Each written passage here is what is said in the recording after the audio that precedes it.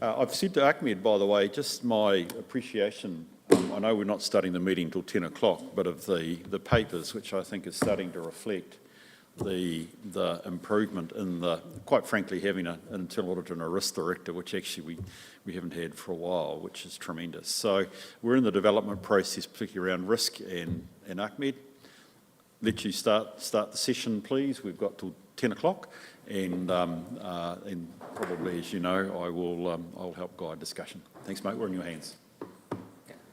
Thank you very much. So today we are going to cover 3 main points: the committee role and terms of reference, report expectations, so what are the reports which will be regularly submitted to the committee, and what's the content of each report. Last point was about the committee name, if you need to update it or keep it as it is.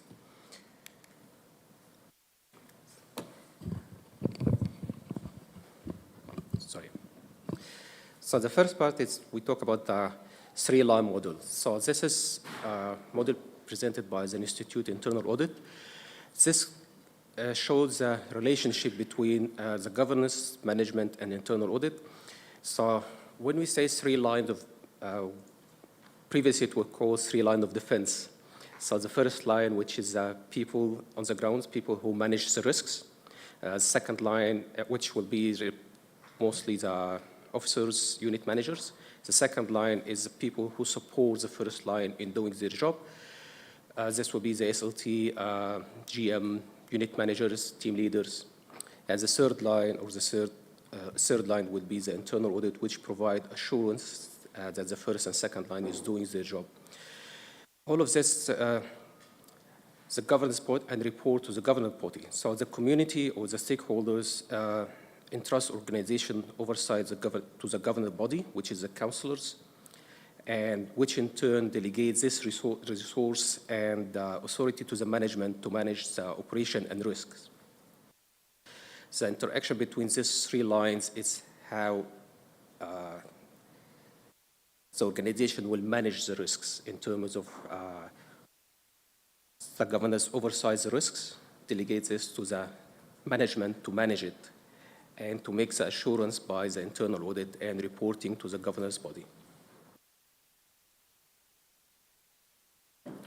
The 3 lines model, the document itself, we are printing it and we'll distribute it to you.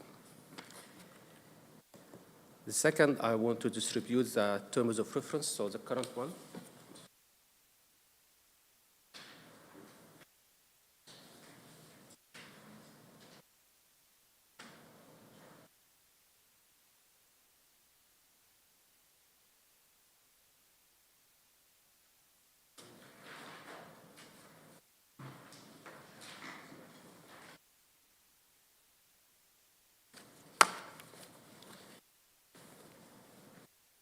So in front of you is a copy of the current terms of reference.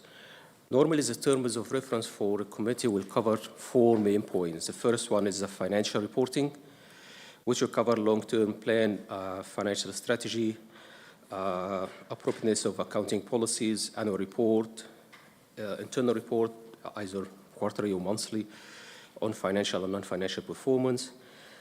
Second point, risk management activities and internal controls. So setting the risk appetite, understanding the key risks area, effectiveness of internal controls, fraud risks, and procurement risks.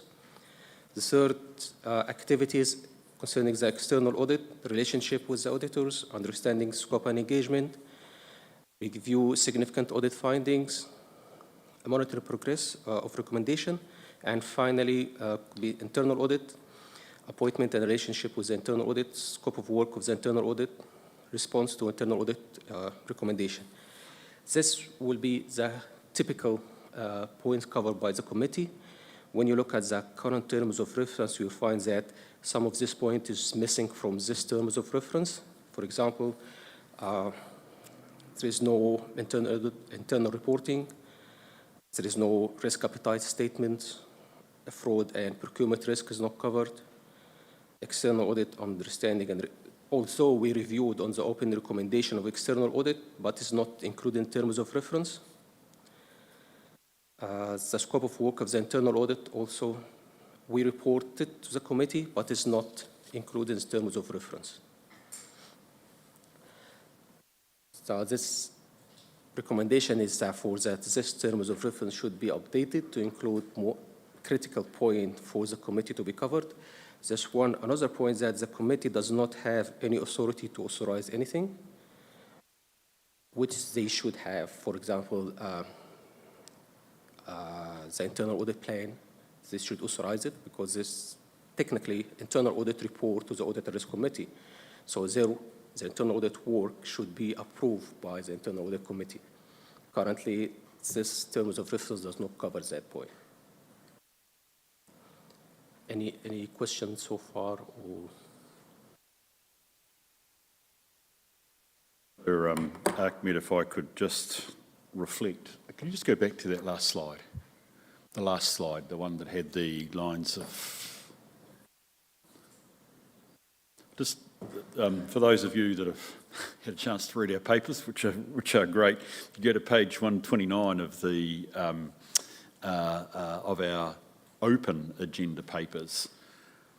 This actually is a critical part of how we want to manage risk, and I think this is what's really good about what Ahmed's trying to do. He's forcing us to be more disciplined and indeed with a fresh set of eyes look at a renewed way, not a renewed way, but actually an improved way of looking at our risk. So I think the critical thing that we're trying to do here is make certain that we've scrubbed up and polished our approach, not just as a council with risk management, but also indeed the committee as a whole. So consequently,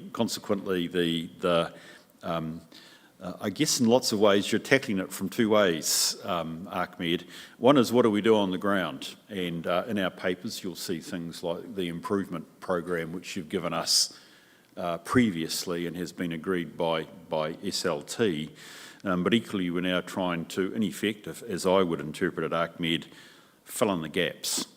And if you go back to this diagram, and I'm sure we'll come back to the 3 lines of defence, which is on the bottom line, but the top line is us and council.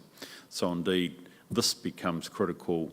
Are we doing the right thing, or rather do our terms of reference fit within that overall framework? Now, I'm jumping ahead of the agenda this morning because we actually got to approve this, but I'm struggling to think anybody might talk me down out of the framework. So I'm going to assume that basically when we get there, we're going to approve it. But I just think this is firstly worthwhile noting, if you will, Ahmed, because then we can come back to looking at the terms of reference, if that's okay. So it's a techo diagram, but I wonder, Janice, I'm looking your way really quickly. You're around the place, broader government experience probably of all of us here. Does this make sense?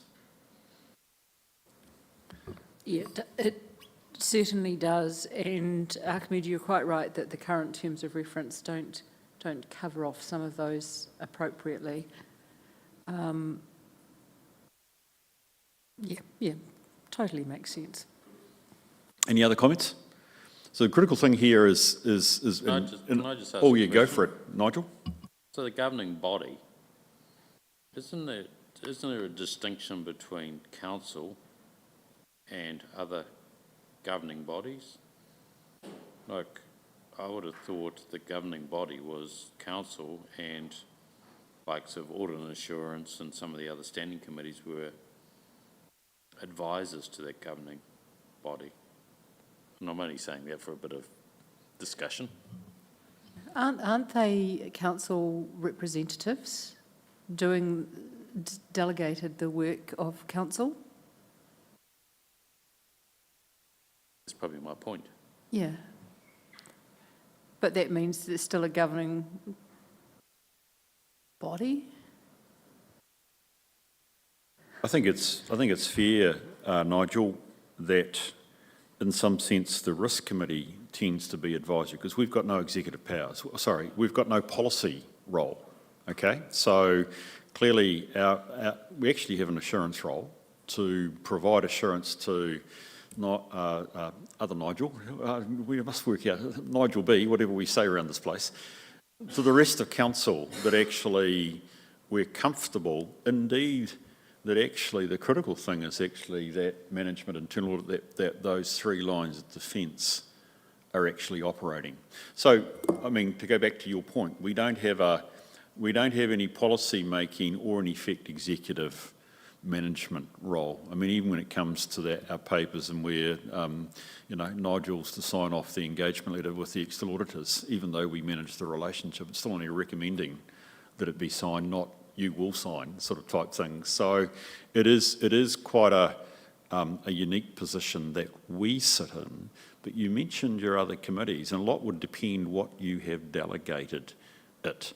I suspect this diagram is made simply governing body, which includes all those aspects of whether it's full council, whether it's the committees, including us. I mean, there could be another line in there if that was of help, and I would be open to that. But otherwise, it's simply saying governing body, sort of plural.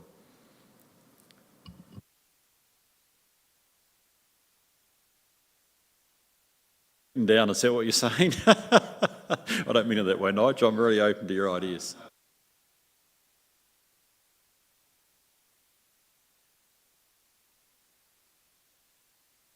Oh, sharp eye, yeah.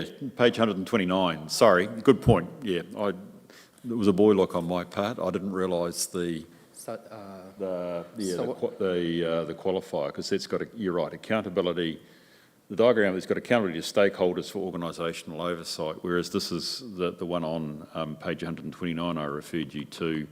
We have inserted the line council, councillor, and audit and risk committee.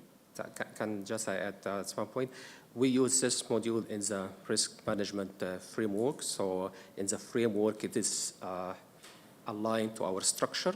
That's why this is from the IAA as a standard, but the one in the framework have more details. Okay, so I'm comfortable, Nigel, if in fact, we're partly doing, this is, the workshop's helpful for our discussion in the formal council, but ultimately if we had a better description there, I'd be really open to acknowledging the broader range of governing entities, if you will, that we have within the council. Because I would actually also argue ultimately we should be thinking about group risk. I don't want to overcomplicate the diagram, but the risks that TDHL carry are our risks. And one of the developing themes, certainly, I should be careful how I say this, but certainly in the areas that, those engagements I have, we are looking group risk rather than solely council risk. So that may be something to also think about. Ultimately, Ahmed is actually. I hear your point. It's a good one, Nige. Is this complete, or is it? I know that. Sorry, I know that I should be careful. Is when we get to our agenda, is that diagram suiting us the best? So it's a good point. So we can work on that.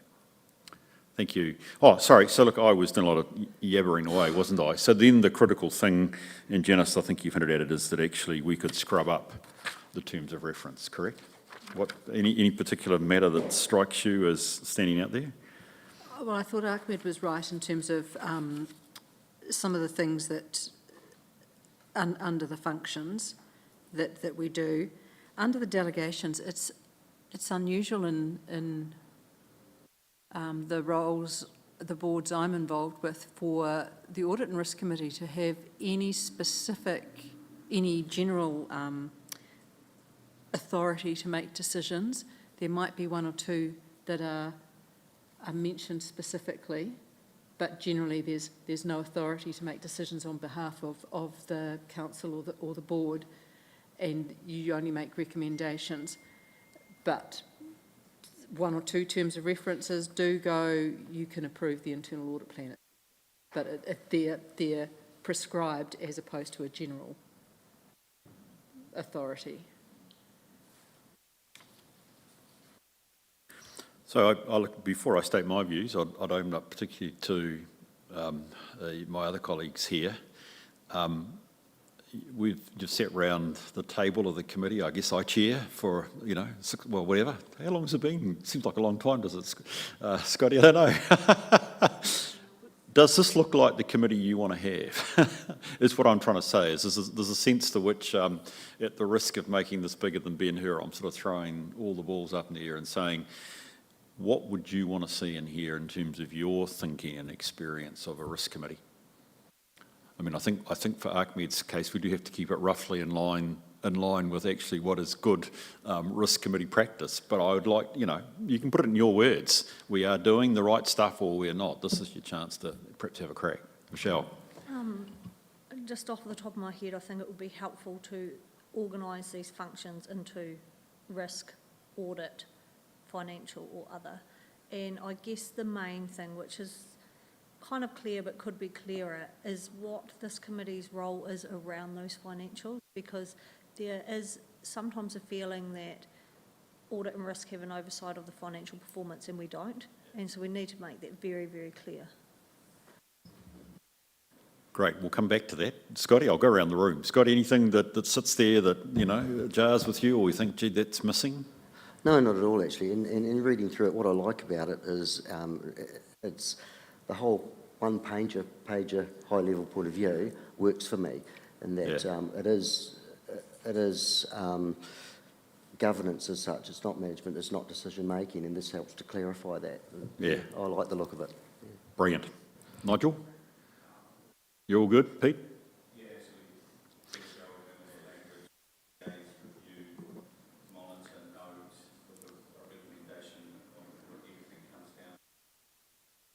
Yeah. Brilliant. So let's just tackle that, Michelle. What do you think a risk committee does or doesn't do around finances? I think it's a really good discussion, by the way, because actually I do suspect if we were to survey the balance of your colleagues, they may well think that we're ticking off everything financial. Yeah, so I think what they don't do is monitor financial performance and reviewing those regular financial updates. What they do is recommend the adoption of the annual report, which is not about whether it's a good financial performance or not. It's about whether it's met audit requirements, and it covers all the things that it needs to cover and paints a realistic picture of what's happened. I think it's that ongoing monitoring of financial performance that sometimes gets lost in translation. And I think that's a valid point, because many that aren't on audit and risk committees think that you do review the financial performance, and most you only review it if it's become a risk and it's escalated up and the financials go straight to the governing body. I thought it was a great idea to group them together, because usually they are into the functions, internal audit, external audit, risk, etc.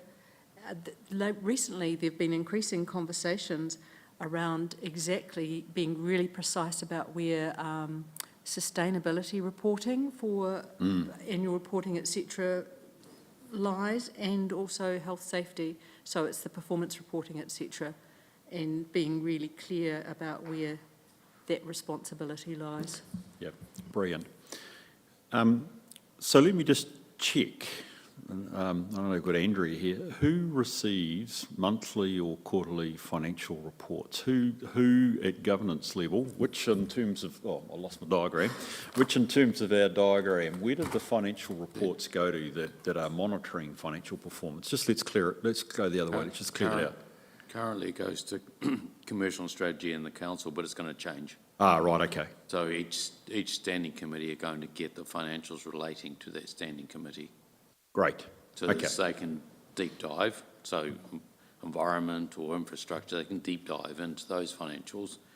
And then when they go up to the council, you would have had the conversation on the detail, and you're looking at the consolidated level. I do wonder, though, whether audit and assurance, while they don't hold us to account on the performance, there's a little role there to keep an eye on, are things looking like they're imbalanced, like are the creditors blowing out or are the debtors blowing out? because, you know, you can have companies fail just on that point alone.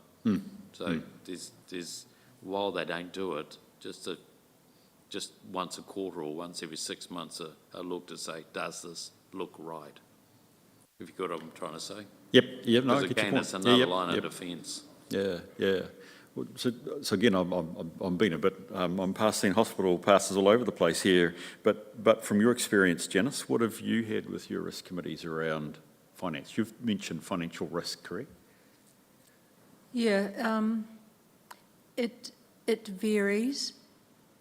The financial performance always goes to the governing body. Some the audit and risk committees look at it, but audit and risk committees usually meet much less frequently. So you're probably right, Nigel, it probably turns up to be quarterly or the interim and the annual accounts. So you can't rely on your audit and risk committee to give you oversight of your performance. So I'd say usually you rely on your governing body because that's the one that meets most regularly. That would be my experience too, by the way. So, I mean, it's a long way coming back to your point, Michelle. I totally agree with you. But I think the importance of the discussion is that it's clear the risk committee, what it doesn't do is perform the role of a finance committee. And I think we've had for the discussion a couple of really good points. One, we only meet sort of I say 4+1. There's the annual report often as a separate meeting, but 4+1 times a year. Now that arguably fits generally with some monitoring because quarterly reporting isn't bad with a council, but we don't do that. So we need to be clear that we don't have that. The thing I'd like us to consider, and the second thing is because we have no policy ability, we don't make decisions, we talked about that before. A finance committee would, but we don't and we can't. So, it doesn't make sense for that to occur. The other thing that I'd like to look at when we come back to looking at an adopted LTP, which comes to your point, Nigel, I would be interested in considering what are our financial risks, because I think there is a role for the committee from a risk-based perspective to monitor risk. So it's things like looking at the papers, our debt portfolio, and where are we with our prudential limits. That would be a logical place to do. Or even higher level, what is our financial strategy and are our actions keeping within the context of the financial strategy, or are we running risks? But I would stress that's at a very high level.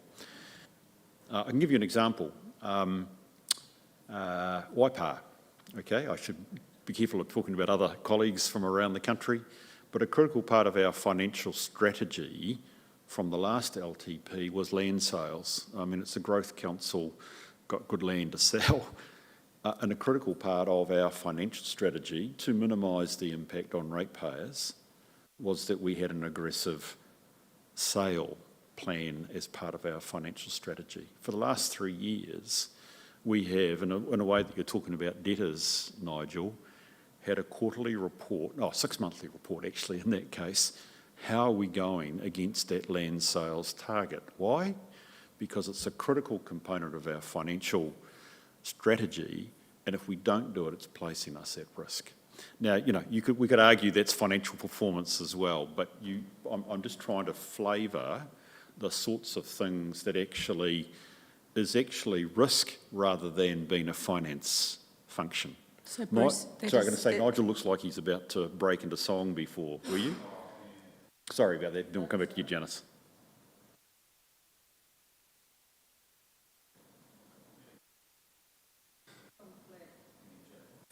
Here we go.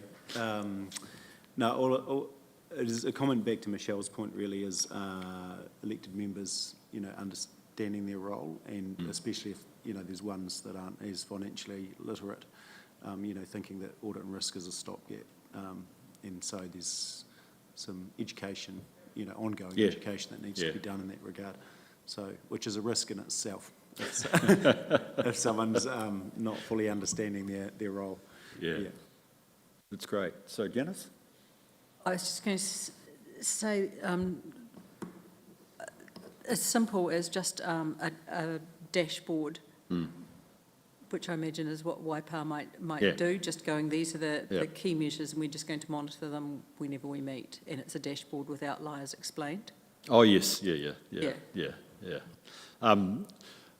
Yes, some, actually, well, not always, but yes, they're good on dashboards on the whole. I mean, like often with the debt and the prudential limits, depends on your exposure, but I suspect if I've looked at the LTP correctly, we are increasing our exposure to debt. I don't know who we have internally, whether we have any external debt advisors at Timaru.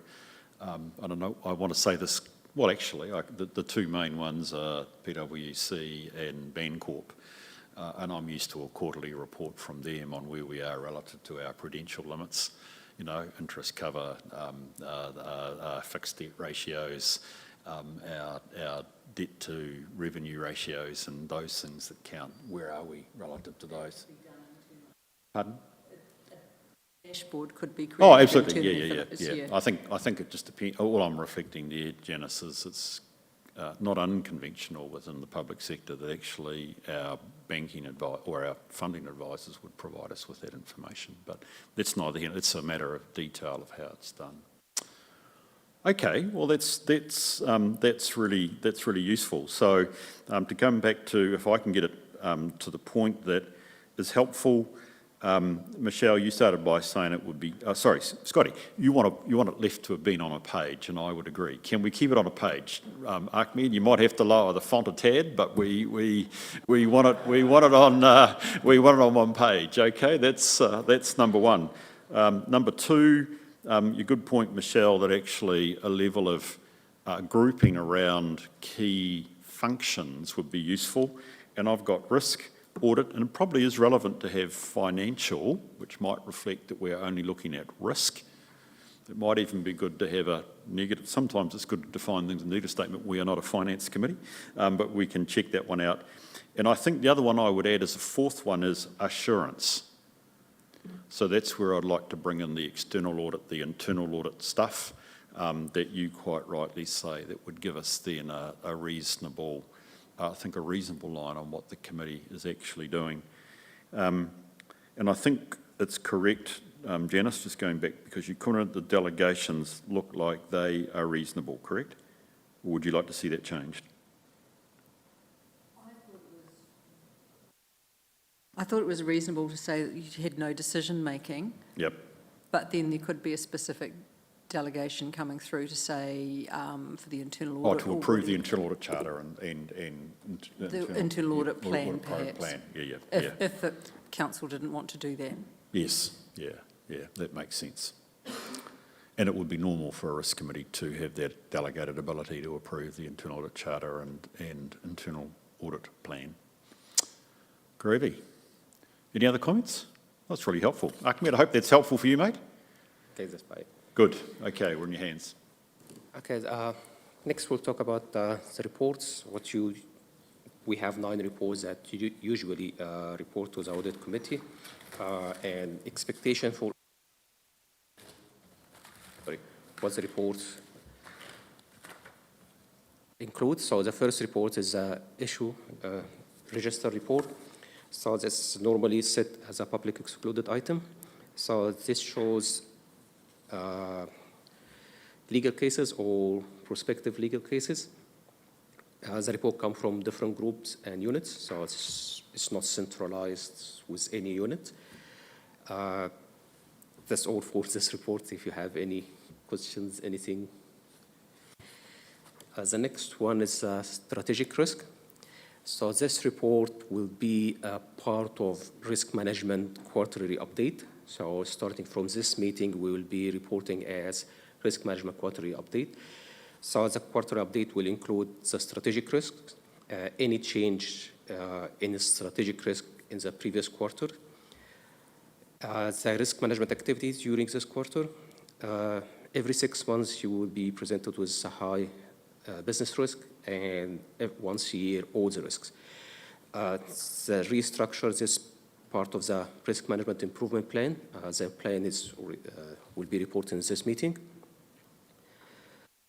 This format, The new format is part of also the improvement plan. That's why we have, instead of focusing on the risk in itself as one item, we will reporting on risk management activity in general. The improvement plan will have long-term plans, so we're talking about 18 months plan, not 1 or 2 months, so we have more than one stage. We'll talk in more details in the report in the meeting.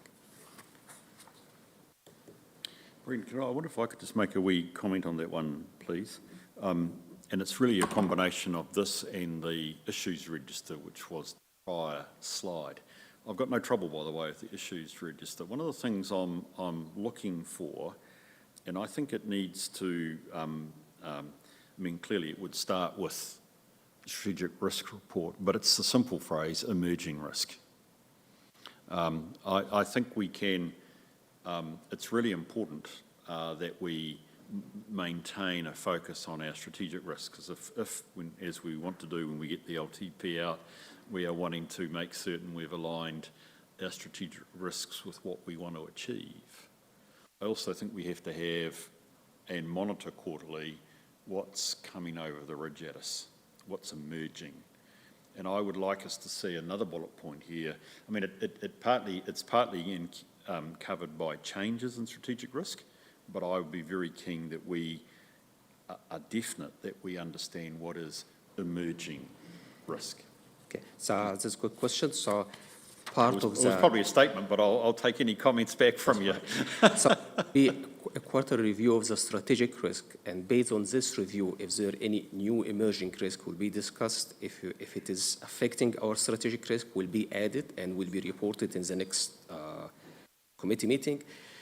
They might be emerging risks, but might not have any effect on us, so it will not be escalated or reported because it doesn't have any effect. I agree. Sorry, Janice. Oh, Ahmed, I just read a strategic risk quarterly report for another organisation yesterday, and it was really interesting. They'd reviewed their strategic risks, and they provided a little line, just brief, outlining their thinking as to why risks might have changed or might not have changed, and it was really useful for me as a committee member to understand where they're thinking about, rather than just getting the report and going, we've increased this or we haven't changed that. It talked about the environment and gave you the thinking. So that was really helpful, just as a... Yeah, that also will be included. So that's why it is a separate part, change in strategic risk. So we're not saying that this increase, decrease. No, you will have, table formats. So this is the risk, this is the change, and a statement why is this coming from. So it is reviews, there's something have changed in the environment, we have emerging issue or additional risk or something have changes. That's why we have changed this strategic risk, or either descriptions, ratings, the treatment. Yeah. All this will be part of the second point, which is a change in the strategic risks. Yeah, and that gives us comfort that Yep.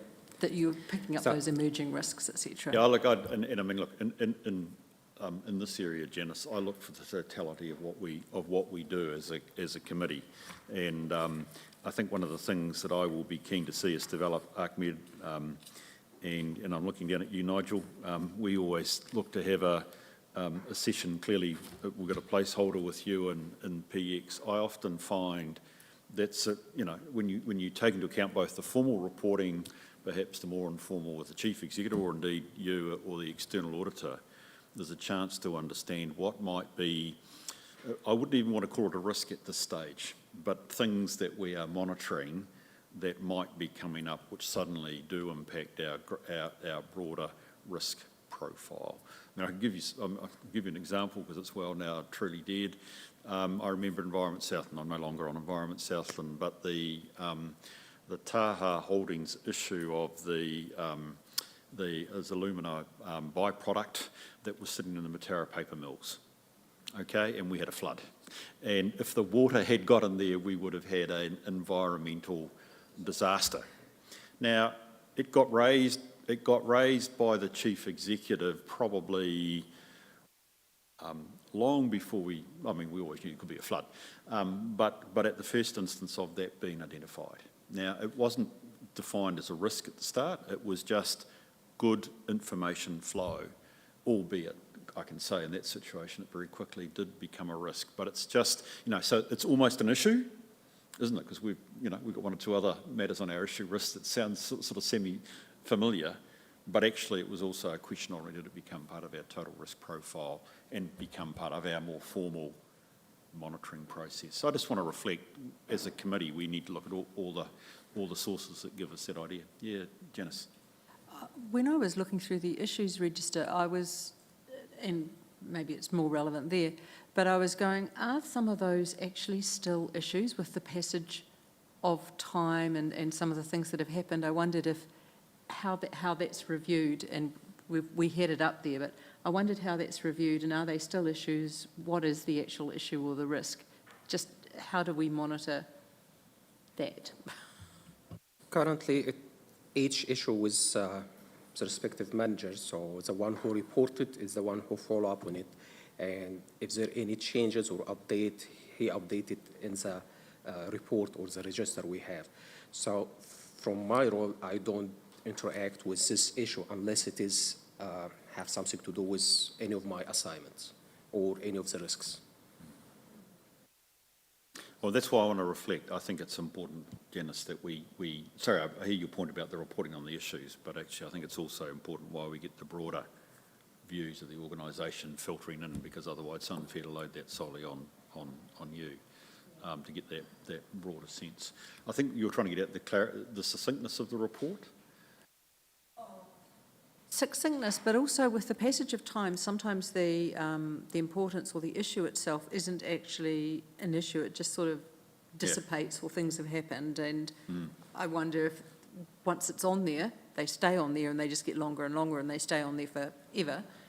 I just are they actually still issues worthy of that consideration? Yeah, it's a fair point, and I actually, without again doing the business line, this is probably a public workshop, but I think I've got some questions around exactly that point when we get to it. So to have a clear winnowing of what's there is actually making sense.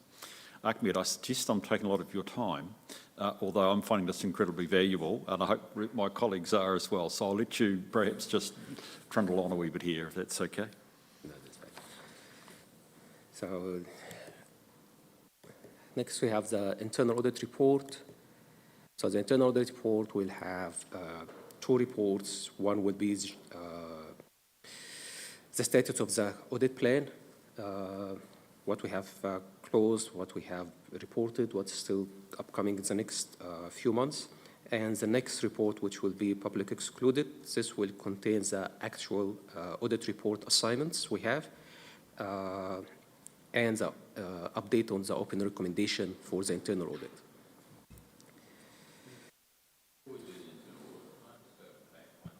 Yeah, go for it, mate.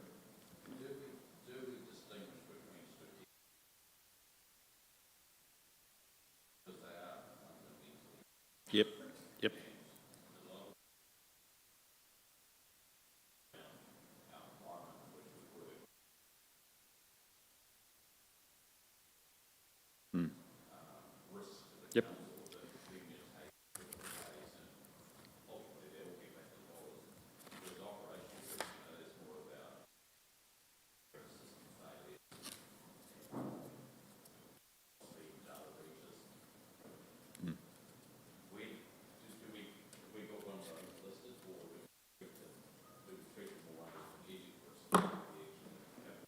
Okay, so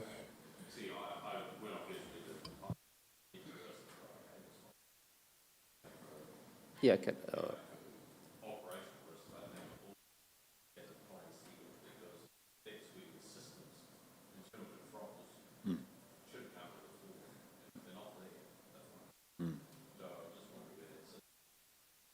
So I can answer this point. So there's two separate issues here. The first one internally, so the SLT will have report and alignment between strategic and business and operational risk. What will be reported to the committee is the high business risk. So this risk is rated as high. There's an answer in our risk management framework. I'm trying to find it very quickly, which is really escalation. I mean, in short, I agree with you, by the way, Nigel. I wouldn't say automatically operational risks come to this committee, but if I think they're big operational risks, they do need to. Pardon? Yeah. What page have we got the escalation table on?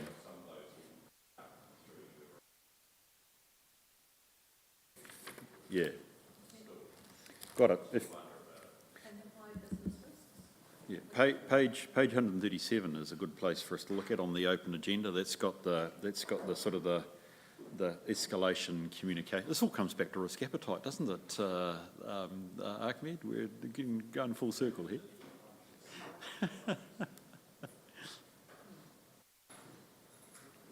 I mean, this is getting awfully close, Nigel, to an idea that I've put in front of Ahmed. Is that we need an assurance plan. I know this sounds like plans, policies and procedures, sort of coming out our ears, but there's a sense to which we look at our risk framework, and then we want to understand what are the sources of our that those risks are being managed. And by the way, at the risk of you and I betraying our old audit background, I totally agree with you around systems and process improvement. And we need to be aware of that. Sam brings us a brilliant short report now, thank you. I think Janice, which again is in our papers, over some of those core systems developments things which are really important, and I want to see us still seeing that actually we are developing our internal controls and systems and processes. But again, what I wanted to get to here on page 137 was the sense of where risks reside and what would give rise to escalation. So the question here would be, does this sit right with us? I don't know whether people have views on that. I mean, I'll give you an example, and it might be this is helpful, Nigel. High, you've got the risk owner talks to Ahmed, naturally, and to SLT. And monitor monthly. I was wondering why we don't see all high. Is this the next handout, is it, Ahmed? I'm wondering why we as a committee probably would want to see all high risks. I don't know.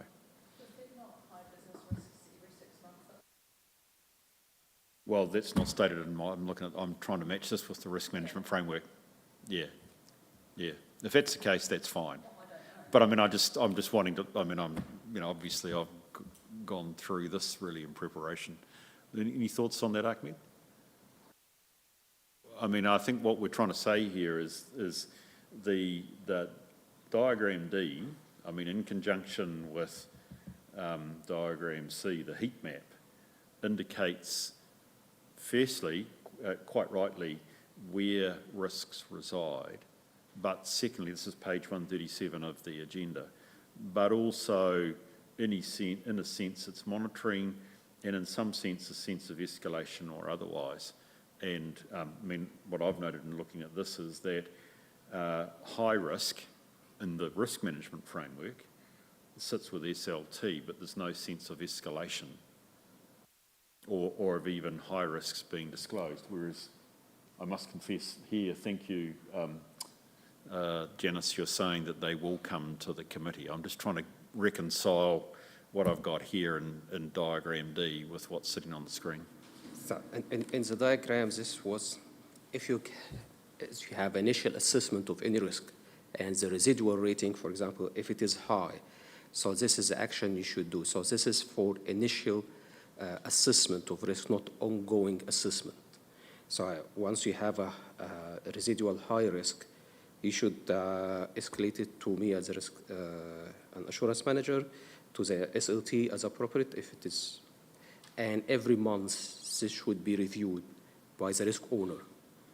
So yes, this will be reported. If you go to the reporting table. Yes, but I think you're also reflecting, if I've taken the slide correctly. Sorry? I think if I've picked up and trying to join this statement, the residual risk, and where it resides with this statement here, 6 monthly, the committee will see all those high risks. So the committee will see if there any, what are the high risks every 6 months.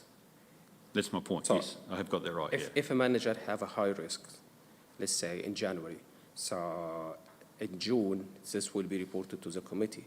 Initially, he has this risk in January, so he have why it is high. This will be discussed every month. Why it is still high, how we are managing it. This will be internal by the SOT and the GM. By June, if it is still high, this will be reported to the committee as part of making it transparent. If it is managed and the rating decreased from high to medium, so it will not be reported. So Good. I don't want to see any medium risks. You'll be managing them, that's Yeah, fine. So maybe it's just adding there that they'll be, high risks will be reported 6 monthly to the audit committee.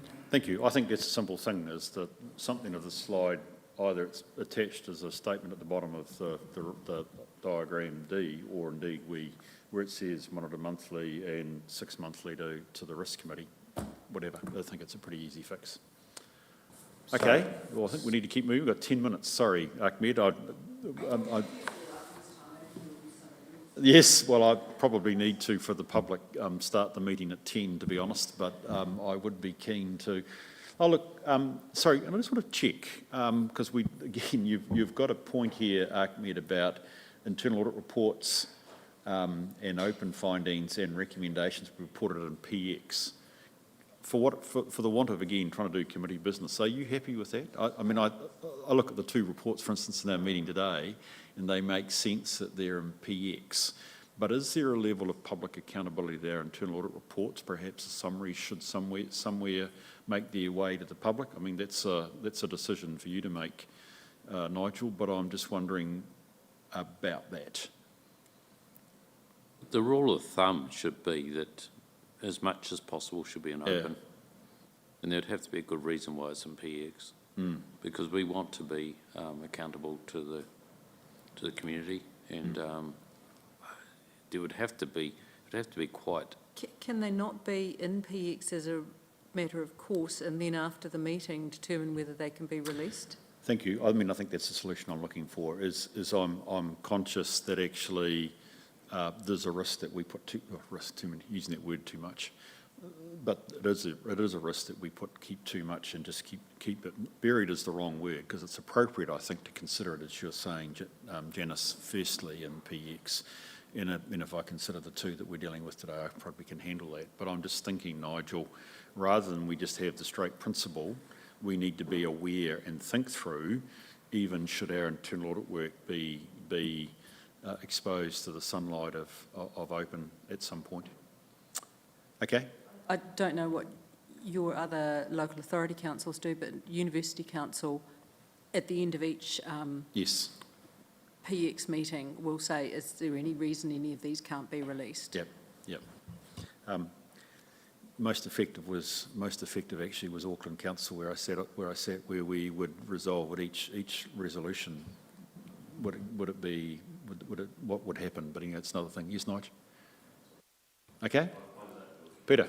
I was just going to say, in terms of where we've come on that journey with the Ombudsman, about where we used to like to have information so that we could get all the information and formulate our ideas without making any decisions with some discussion, and now we're not allowed to do that. And it has to be virtually nothing goes into PX. Is this not the same principle, based on the fact that unless it fits with one of those criteria under Lagoima, and that threshold then allows it to be put into PX, then it can't? I don't know if that's. Well, I think. Look, I think all I'm trying to do here, and I'm not having a crack at Ahmed. I'm just wanting to. I mean, it's important that Ahmed's raised where he wants to raise them, but I don't think that automatically means, in this sort of post-meeting environment, there shouldn't be consideration as to whether it could be released. For exactly your point that you're making, Peter, and you're making, Nigel, we should be trying to have these things out in the open to the extent that we can. Okay, let's keep that going, Ahmed. We understand where that's going. Yep. The next report is external audit open findings. So this mainly come from external audit, like Audit New Zealand, most of them coming from Audit New Zealand. Audit New Zealand submits their management letter, and based on this findings and update of the management letter, we update reports. They are the only one responsible for closing any of these items, so I cannot say that it's closed. Neither the management, Audit New Zealand are the only one, and we know if it is closed or not based on the management letter they submit every year.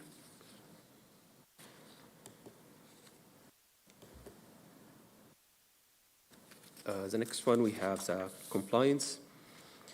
So the compliance report, previously we have the comply with software, so we have a survey tool. We ran a survey last year in August 23.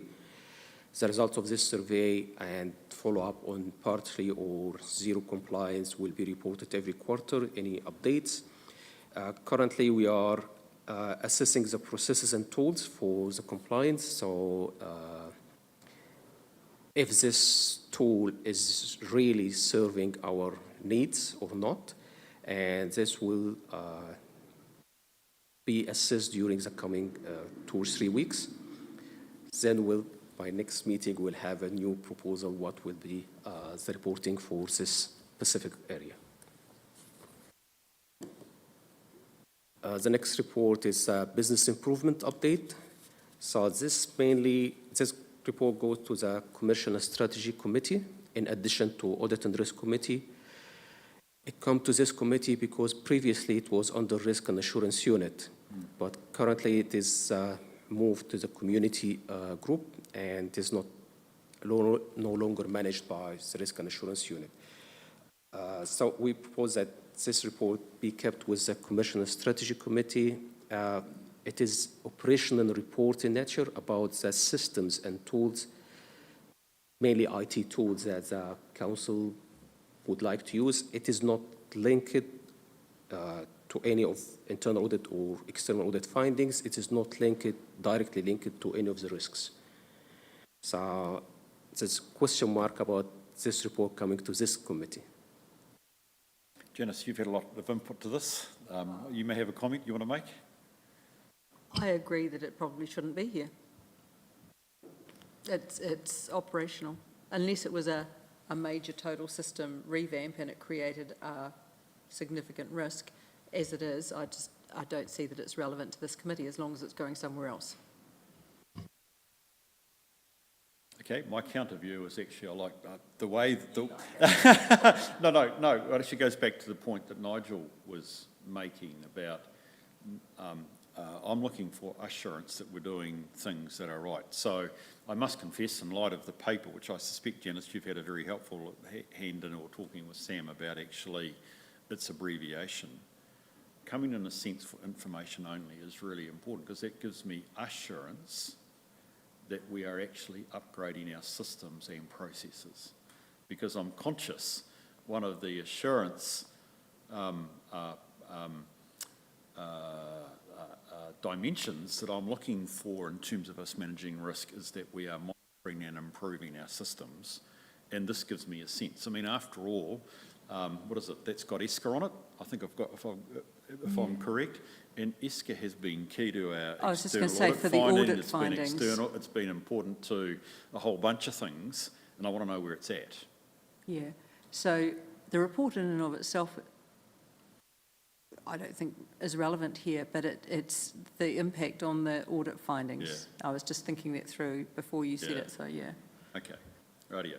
So we'll keep it, well, at the high level, at the very least, until we find it's redundant, but I'll see where it goes. Nigel, you've got something to say? I think it's important that it's, I'm happy either way, but if it's going to stay here, then it still needs to be presented to Peru Community Development, because that's been quite good as far as other elected members that aren't seeing this online and what have you. So I think that's of value.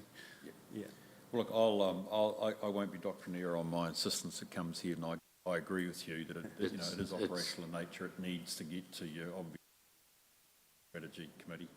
I'm just thinking, and we can think through it. ArcMed can for us. you know, again, perhaps going back to Janice's point, if it's a significant one, and ESCA clearly is, what's the best way for us to understand it? Is it sufficient that we just see its progress through the response to the external audit items, for instance, which is where it raises itself a number of times? I'm open to that argument. You want to proceed? Do we have now 10 a.m.? Okay, so Keep going, man. What's the time? Oh, it's 10 o'clock. so next we have the sensitive expenditure. So current report does not in line with the current policies. So we are have 2 points here. Point number one, that we are reviewing the policy based on the sensitive expenditures audit findings. Second, we'll, based on this update of the policy, we'll be updating how this report will be submitted to the committee. I need from you, so point, if you see in the screen, point number 8, with point number 8 is sensitive expenditure. So it's saying number 1 that sensitive expenditure disclosure for the chief executive, group manager, director, and officer as appropriate, and between brackets for exceptional instance where the expenditure does not align with any of the principles. So I need from you some clarification. So does this mean all sensitive expenditure, or as it's saying between brackets for exceptional items? So is our current report prepared on this basis, an exception basis, or is it? So this is extract from the current policy we have. The report in our pack today, is that on this basis? So I'm not sure the question. This says sensitive expenditure disclosures for the chief executive, group managers, directors. The current report has all sensitive expenditure. That's interesting. Yeah, no, that's fine. I need to, actually, because one of my questions, I want to go back and check what do we define as sensitive expenditure? Because if it's only by credit card, that's not all sensitive expenditure, in my personal view. In which case, we aren't actually, we're slightly deceiving ourselves, if I can put it that way. Okay, I'm most conscious of our time, so perhaps we can just put this on a wee bit of a to-do list. We'll come back to it when we get the paper today, which I'm very grateful we have a paper and we can have a short debate on, I'm sure. Keep it going, Ahmed. I haven't answered your question yet because I'm saying we're holding it over. Keep it going. What's your next report, man? Complete? Yeah, keep going. Yeah. Okay, so next one is we have another policy for the governor's remuneration allowance and expense policy. So this might be combined with the sensitive expenditure as one policy instead of 2 separate policies. This is point number 1. Point number 2, as per the current policy, this should be an audit report, but it is not included in the 3 years audit plan. So the internal audit plan should be updated, and I'm going to look into this not by June, maybe by September. Great. Yes, thank you. Next, we have the health and safety report. So I have update on health safety risks, report of any incidents and assurance, health and safety initiative across the council, and also the well-being included in this part of this report. And we have the final one. So Ahmed, just on that. Sorry? Health and safety isn't in the terms of reference, is it? It's not included yet. That's one of the points, that our current terms of reference does not have health and safety. And there's not a health and safety committee? Is there? You mean of the governing body? Yeah. Yeah. We don't have a separate health and safety committee at a governance level. No. It is because it's health and safety risk, and it's part of how we manage risks. Yes, it can be presented here, but it's not specifically stated in the terms of reference. Yeah. Which I think your previous comment was that if it's going to, we should. Yeah, It should state needs that. clarification, yeah.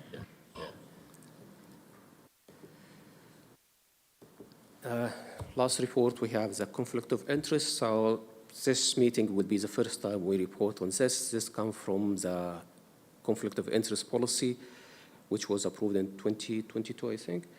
So we are working on having employee interest register centralized. Currently, we have like decentralized. Each unit have its own process or register. So that's all the reports, and this how we are going to report it and present it to the committee. Last point about the committee name. Current name it is Audit and Risk, which emphasize that we focus on risk, on audit as a first and risk as second item. Some proposal, Ruth have talked about it, if we can change the name to be assurance and risk and assurance, so making risk as a primary focus and assurance as a secondary focus. Yeah, I think you might have, this might be a nod in my way for comments, discussion that we've had. I'd call us a Risk and Assurance Committee personally, because that's clearly our focus.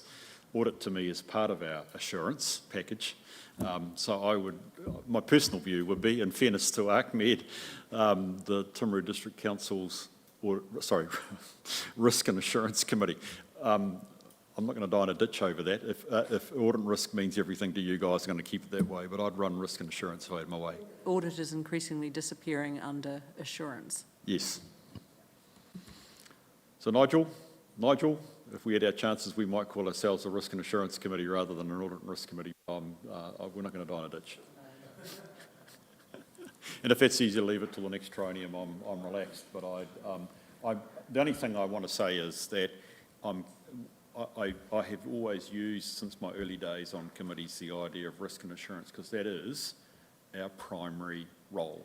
I'd like to see in our terms of reference risk and then assurance, because actually the groupings that you're talking about, Michelle, are exactly, should be in those sorts of broad areas. You might perhaps need to take a survey of your colleagues here afterwards to see whether they're happy with that, and if there was any reason we can't, well, let's not worry about the name until the end of the triennium. But I'd run risk and assurance. Ahmed, we are out of time. Thank you. I need to call it there. Was there anything else that we've missed that we needed to pick up on with you? Yes, sure. Brilliant. Okay, that's good. Can we just have a couple of minutes break? I know we possibly, in case there are many people keen to see, can I suggest at 10 past we reconvene, which gives us 2 or 3 minutes, just check phones.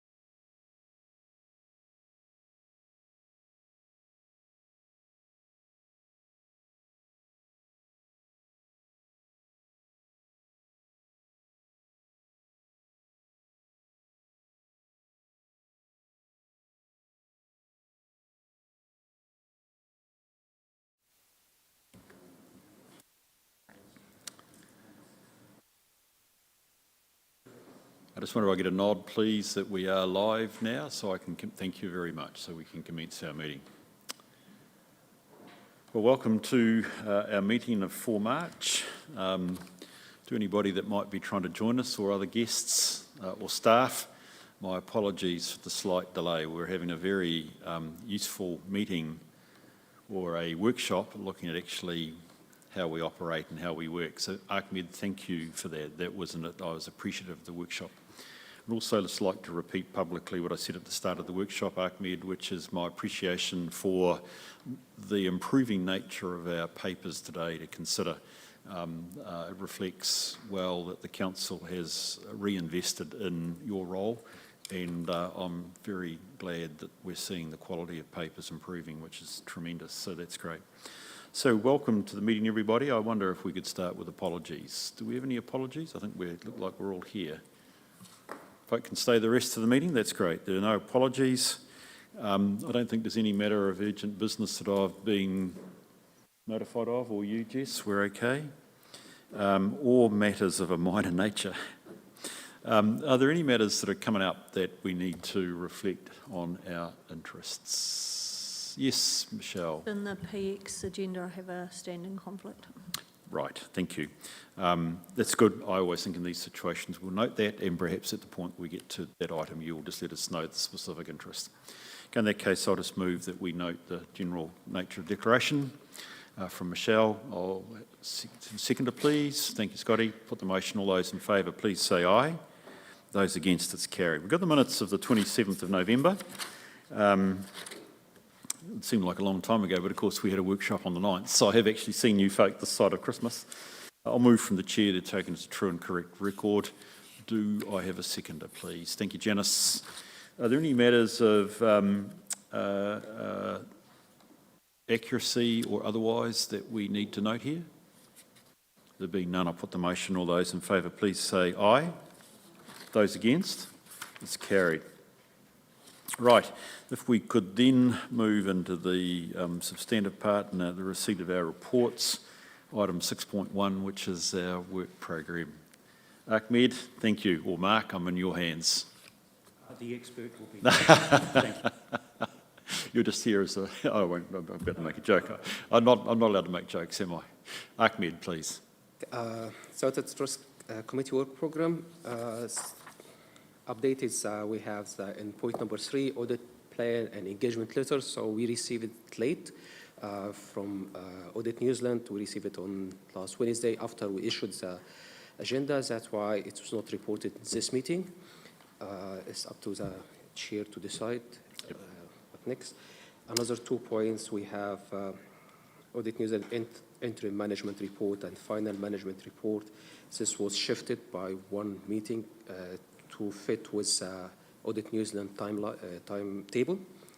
And risk review, added risk review workshop in June as requested by the committee from last meeting.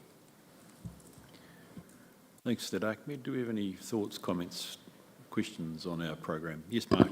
Sorry, just one comment on that. With regards to the 2024 audit plan, and given that it was received late, which is understandable, there's no substantive changes to the 2023 audit plan. We would request that the chair recommend to the mayor to sign that off in due course once it's been fully reviewed, please. Thank you. You want that motion as part of this, or when we get to the audit stuff, Mark?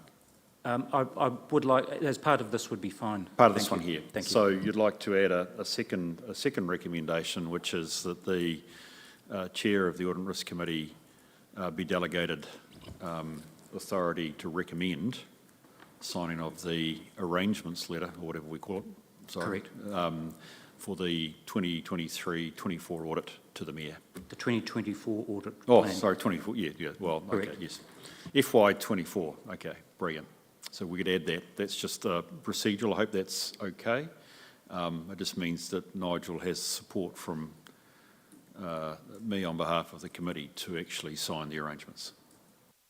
You happy with that, Nigel? Right. Any other questions? Can I just note one thing that just crossed my mind, Ahmed, which is we are where we are. So this is it's not a big drama. I noticed that we are been asked, and it's fair enough, to look at the key accounting judgments and accounting policies at the June meeting, at our next meeting. I'm just reflecting that the long-term plan also adopts a set of accounting policies. Now, admittedly, they are forecast, but they do create a level of how we will report going into the future. We haven't seen those, have we? I don't recall seeing the accounting policies. Somewhere down the track, particularly at that meeting, I'd like to know that there is consistency between what we are being asked to adopt here, what date are we on, the 24th of June? We must be before the 27th when you adopt the LTP, aren't we? I'd like to know that there's consistency between the accounting policies we will adopt for the FY24, I take it these ones are, with those that are clearly just about to be adopted as part of the long-term plan. Does that make sense, Mark? Through the Chair, yes, it does make sense in a convoluted sort of way. Oh dear, I'm sorry that I'm being convoluted, okay. Audio, Mark, okay. I'm sorry, but yes, and of course we would expect to see the policies that would be reported here will be reflective of those adopted as part of, or recommended and audited as part of the LTP. I just want that assurance that we aren't suddenly going down the line of a different, basically, suite of accounting policies. I appreciate, as I said, there's a forecast nature to the LTP, which will affect some of those, but actually we need to be aware of that, please. Okay, any other questions or comments? Yes, Janice. Yeah, just the credit rating review is listed here. We had it recently, didn't we? Last meeting.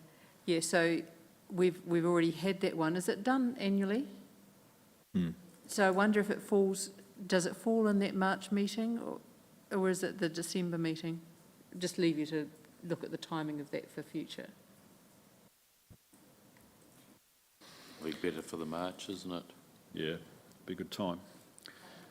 And actually, in fairness, there has been a very important set of statements by Standard & Poor's, which gives their view across the local government sector, Janice, which indicates, I think, is it 15 local authorities have been put under negative watch. And indeed their statements, I think I'm correct, I hope I'm saying Standard & Poor's, I need to be checked on this, but also in short that actually they're taking a hard line over water and wastewater debt if we're thinking about CCOs, which is that in the current state, if we get debt out to a CCO, at this point it will still be taken as part of council debt. So I don't know whether we could source that, but I think it would be useful for that to be circulated to the committee. I'm sure I can find it if I have to, Nigel, but it's a reasonably important summary. It's not a credit rating. It's feedback from one of the credit rating agencies about the current state of the sector. Nigel? Yeah, no, I mean, that's interesting. It would be good to know more, and that'll be partly because some of that enabling legislation is going to come through, isn't it, to allow that movement of debt, and I guess that will flow through to S&P decisions. They'll take some of that legislation into account, won't they? So, but yeah, it is interesting. It's not helpful for the sector that. Oh, look, I agree. Obviously, legislation becomes important, but I mean, if essentially they're putting the red flag up that unless you've got genuine balance sheet separation, we'll assess risk, including the Three Waters debt that may or may not end up going to a CCO. Clearly, preliminary rounds. So I just think it's a case of us being aware. I mean, that's the future of most councils. So it's a fair warning, I think. Yeah, so it's worthwhile if we can find that and circulate that. That's a really helpful stuff. Thank you to Ahmed, that's really helpful. We've had a good chat then about the program. Thank you for keeping that in front of us. I can move to the recommendation, which is that we receive a note, plus also the second one, which is that I'm delegated the ability to recommend to Nigel the signing of the audit arrangements letter for FY24. Do I have a mover and a seconder? Thank you, Nigel. Thank you, Peter. I'll put the motion. All those in favour, please say aye. Those against, it's carried. Update on action, Ahmed. 2 closed, 1 open by the looks of it, right? We have, thank you. We have such 3 points. The first point regarding the strategic risk management update. We have a workshop on 9th of February, and the risk management policy and framework was approved by SLT on 15th of February.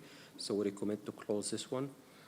Second action point regarding the emergency management risk register, and it is currently reviewed by the manager emergency management. The third point regarding the protected disclosure policy, and following internal review, it is agreed that the policy is in line with the Protected Disclosure Act. The policy itself was approved by SLT on 24th of November, and we recommend closing this one. Brilliant. So that says to me action 2 is the one remaining item that's open, correct? Brilliant. Okay, can I look at the recommendation, please, which is that we receive the actions point status update report. Move in a seconder, please. Thank you, Michelle. Thank you, Scotty. Appreciate that. All those in favour, please say aye. Those against, it's carried. Brilliant. Right. Into our insurance update. Ahmed, please. Insurance, we have with us Sally Parker from Aon, and she is going to present to us a presentation on our insurance journey so far. Yeah, Ahmed, I just wonder sorry, it's Sally, isn't it? Yeah, nice. Welcome to the meeting, Sally. Appreciative that you're actually here. I'm used to seeing a good number of your representatives at these various meetings, so it's wonderful that we've got your presence here. Ahmed, I just wonder if you could give us just that outline. We're hearing from Sally today. What next? So if we want to talk about the timeline so far, so currently we have collected our asset register, so what assets we have, this will send to Aon, so they're going to the market during this month, and by April we're going to receive the premium and the options we have. In Audit and Risk Committee June meeting, we'll present these options and what the option we have. Once approved by the Audit Committee, it will go to the councillors to be approved before 30 of June. So this is, if we have overall of what we are going to do this year. There is another work we are going to do about having what will be the going forward long-term plans, how we are going to approach insurance in the long term, having insurance framework in place, what's the content of this framework, and how we are going to manage insurance in the long term. So this is the two plans we're working on. Phased, yeah. Sally will focus on the short term to have this premium for this year, and in June meeting we're going to talk about the options and have a highlight of the long-term plan. Brilliant, thank you. So in lots of ways, without promoting, very important scene setting, Sally. So if I could invite you to we've got slides here. But Bruce, can I just clarify, that means that we're rolling it over on the same sort of basis as previous years without doing any additional work on the strategic risk that we're prepared to take ourselves? Is that what the work that you're going to do later on is? Can you say the question again? So what's the... Because we have previously talked about understanding where the risks actually lie and what we're prepared to take on ourselves. So is that the work that you're talking about doing later on? And the short term is really just rolling it over and maybe adjusting deductibles, but not doing substantive... The linkage between the risk and the insurance, this would be part of the long term, because this will work in line with the risk management improvements. So once we have improving our risk and how we see and manage our risk, parallel to it, how we are managing the insurance, because the insurance is the treatment of the risks. Okay, cool. So let me just tackle Dennis's question more directly. So for the coming renewal, we are essentially just looking to roll over. Modules? The next period of renewal, which is what, June or November? I can never quite remember which years we use, Sally. But essentially in FY20, this year, we are looking to roll over while we do the strategic work in the background for FY25 to then have the strategic discussion I think you're wanting to engage in, correct?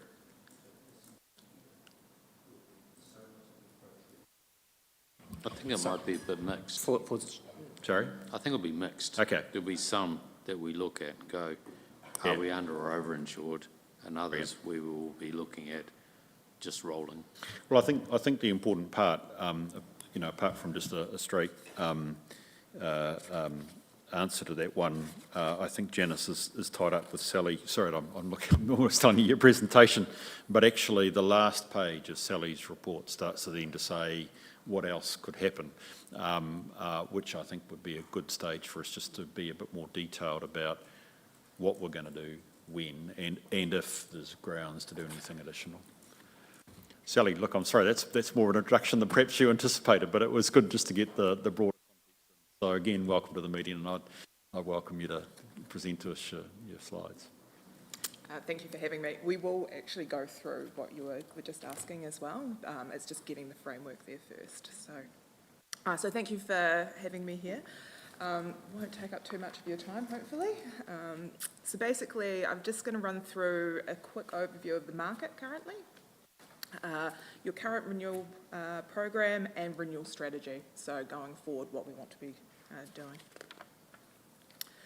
Firstly, just for those that don't know me, is it going to move?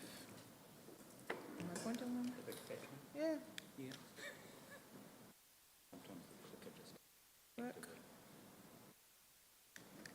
There we go. Sorry. I think I have met... Did you point it at me then? I think I did. I just keep doing this all the time. You're the power source, mate. Yeah. Finally got his attention. I think I have met some people here before. My name's Sally Parker, Aon Dunedin. I've been in the industry for 28 years, so I obviously started when I was 5. We do have a team around us at Aon. Stephen Kane is our corporate manager, based out of Auckland, and basically the insurance is, the team is run by Matthew Wilson and Deanna McDonald, Deanna McDonald being the brains of those two. You've got myself and you've got Kim, so a specialised claims handler for all councils.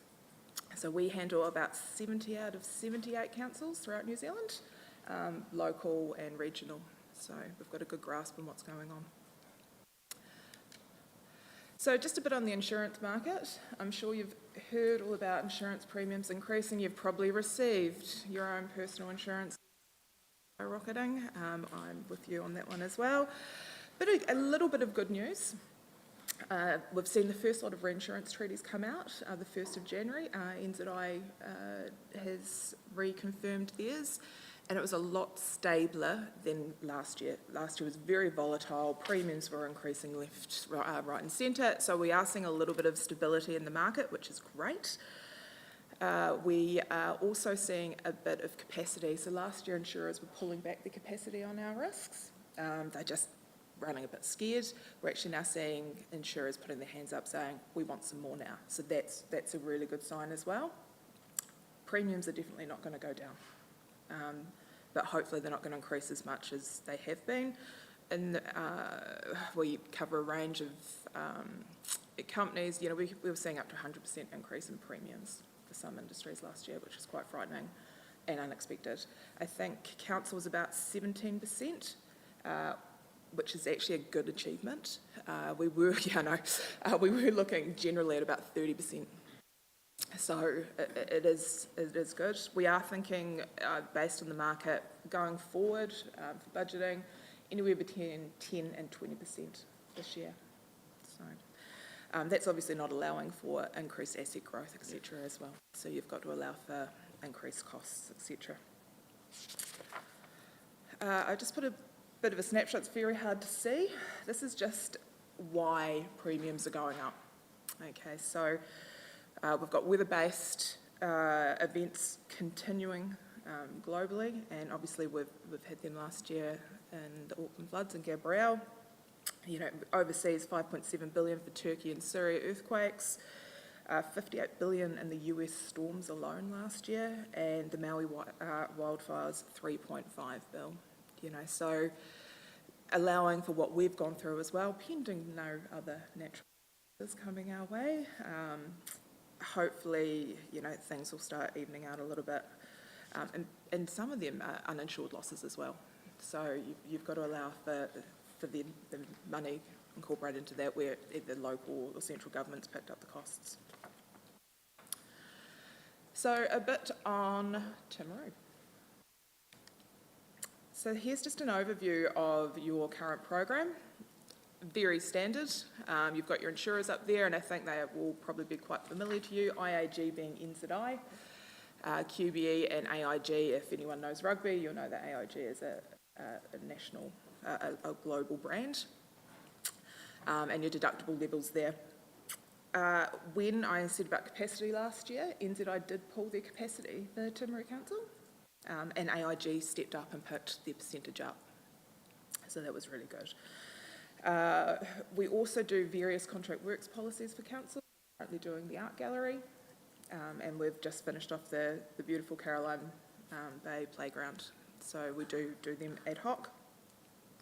You will see there your professional and public liability policies are due are with Marsh and JLT, so that's risk pool. For those unfamiliar with risk pool, it's being run by Marsh JLT. Basically, they went into runoff cover in July 1997. So basically, it's just a mutual fund. Now, they're in runoff for up to 10 years, so there will be some movement for your liability package. We can talk to you about that going forward. Our national liability program renews in November and is run out of Hamilton, so we can assist you with that transition. So I can't really comment on their policies. I do note there that there is no forestry cover currently, and I'm just doing a piece of work on forestry, so I'll touch on that shortly. I'm not...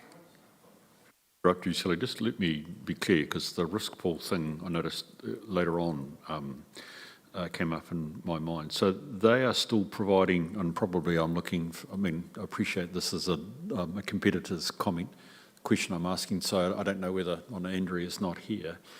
Perhaps you might know, Mark. So risk pool do actually provide current cover? Is that a question that somebody can answer for me? I was a wee bit surprised about that. It was all because your point's well made, Sally, that they were in runoff. So I assumed that actually we weren't getting current coverage out of them. You might know, you obviously know the answer because you're in the game. Yes, I do know. They are providing you cover, so they are still your insurers. You still have active policies in place. Okay, thank you. Appreciate that. Just an overview on what's covered. I'm not going to run through these. You can read through these. Material damage, accidental loss or damage. You've got an amazing fine arts policy. Your artwork is amazing. Corporate travel, and also just the offshoot liability covers, so your employer's liability, fidelity and stat, which is not covered by risk pool. So that's basically where you're at with the covers. Going into renewal strategy. So there's a few things to think about here, asset selection being one of them. So what the market is currently looking at for your material damage is claims history. Do they have capacity and clean data? And I just want to touch on the clean data. So a lot of councils just don't know what they're insuring. They don't know what they've got. They don't know what's been gifted. They don't know how many toilet blocks they've got. Generally, Timaru is actually really good. Your data is really clean. It's just more around values and sums insured.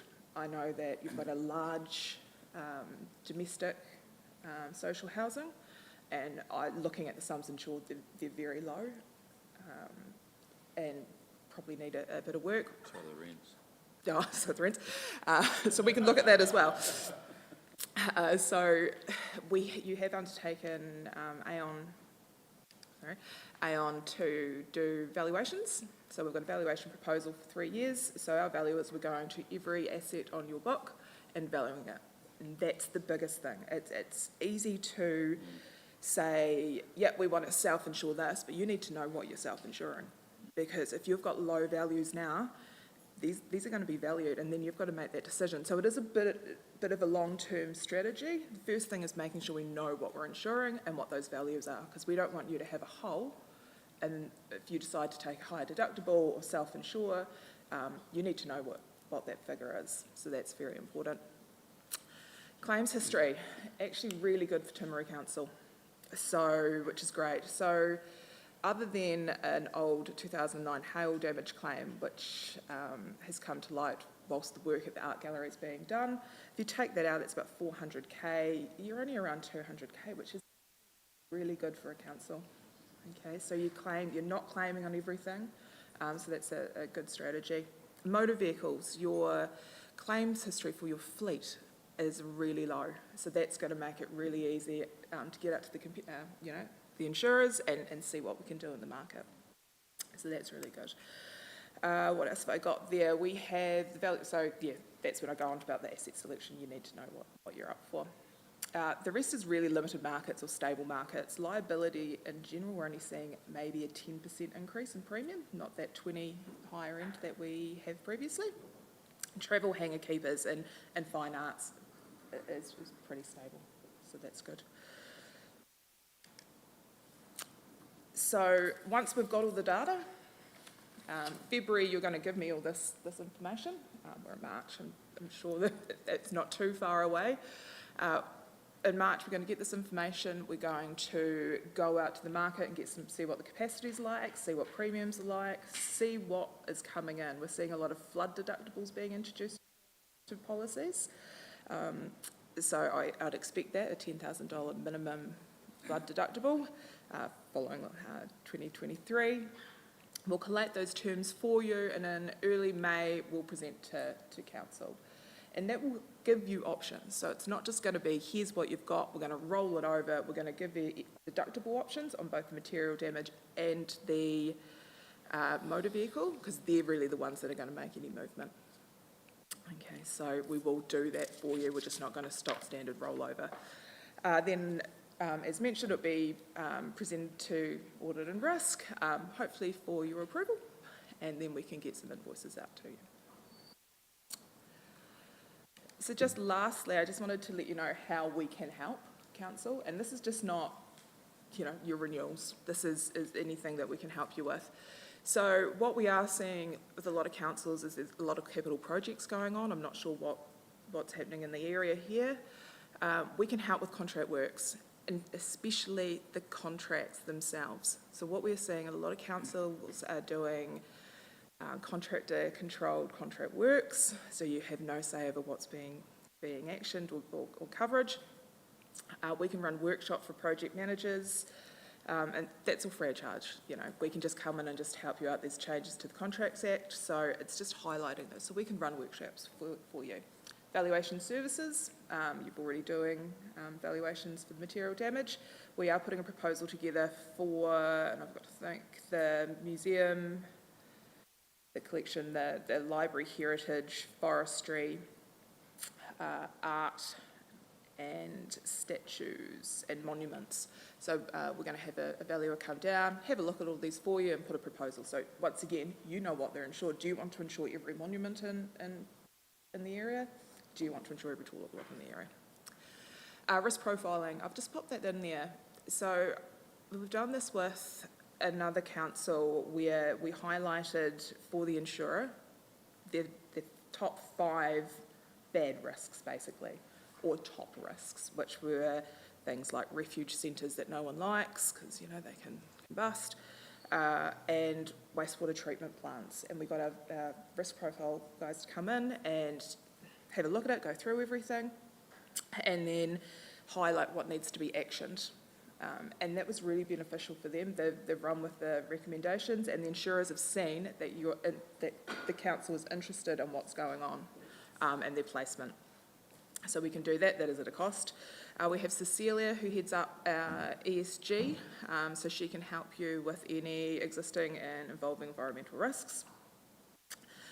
I've got business interruption there. If you need help with your rents, we can sort that out for you as well. And also a big thing, people. So council retention, people come and going all the time. So we were just recently at a forum and I found it quite interesting. Our lead people manager came up and said a senior leader to replace costs up to $46,000. So that's the time trying to get a bum on seat, it's training, it's getting them up to speed. So if you've got a lot of people coming and going, we can sort of help you out with, I don't know if you've got anything in place, your medical, your health, that sort of thing as well. So that is an offer that we can help you with as well. So that is my very quick presentation. Hopefully I haven't bored you. And open to any questions, if any. Thank you, Sally. Appreciate that. And that's really helpful and, as I say, a good overview of where we're at. Do we have questions for Sally at this stage, folk? Hi, Stacey. Welcome to the meeting. Sorry, I was firstly going to apologise for lateness. I have been at another board meeting. I just had, and you may have covered this, and apologies if you have, just around contract works insurance. Obviously, we do a lot of works here at TDC, so I just wondered, my question was more around what do we currently do when it comes to insurance on our large infrastructure projects. I work in the industry. We obviously send an email to our insurer covering an infrastructure project and it's just noted and the value of that project. So I'm just interested to see how that works here at TDC. Contract works. We don't do a lot of them for you, and that's what frightens me, to be perfectly honest, because I know other councils we do a lot. I'm presuming just based on that, we do the art, we're doing the art gallery now. I'm imagining that they're currently being contractor-controlled contracts, which is really frightening, solely because if something goes wrong, they're going to have the money. You're going to have no say over what is actually that money's going to be used for. We see a lot of contracts coming through, even contractor-controlled, and the insurance portion is poorly completed, and basically there's no cover. So I really ask that if there is projects coming up, let us know. Even if you do want contractor controlled, we're happy to have a look at that contract and review it, because it's frightening how many times we've had one come across, and and the other issue is you'll have a contract works and it's all completed, it's contractor controlled, and you know what? No one tells insurance, and we don't know about it, and that's really tricky, because it just goes into never land until it goes onto some ledger somewhere in 2 years' time. So that is something I really do push, is please reach out or get your project managers, and I mentioned we can do workshops with them. We actually have in our office a specialist for contract works, sits right across from me, so I can just throw it over to him and say, hey, run your eye over this, and we can then tweak it and comment and go from there. So contract works is really important.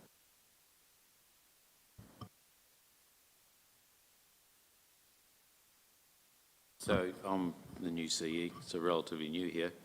So do you cover 70 of the 78 councils? Do any of them insure together? So they actually... Yes. They group together? Yes, especially up north. They've got lasses, there's a whole lot where they combine, and I do know that was mentioned here right at the onset for those that were around earlier on. When we were first appointed, it was a discussion point. Then I think there was just a no in the end. But that is something that we can look at, combining assets, reducing the costs down. Yeah, absolutely. That's something that we can work on, if that's the option you want to go down.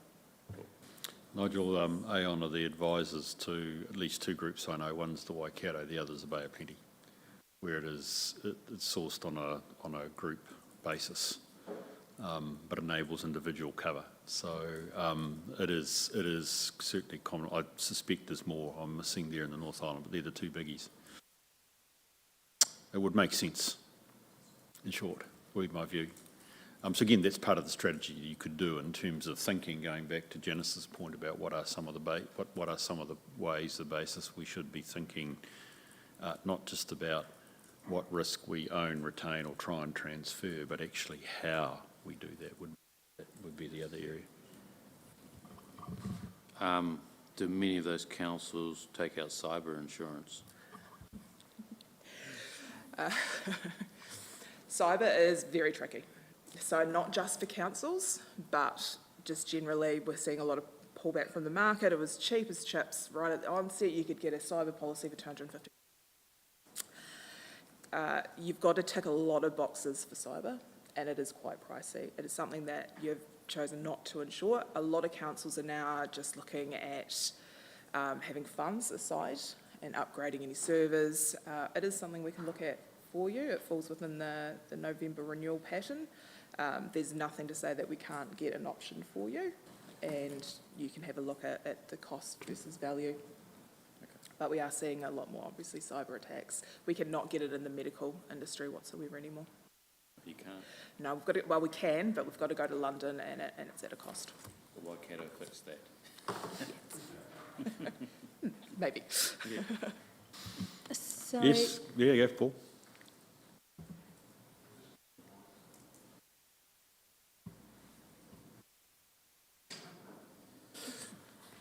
Morning, I'm Paul, one of the GMs, but I had a question around the climate change.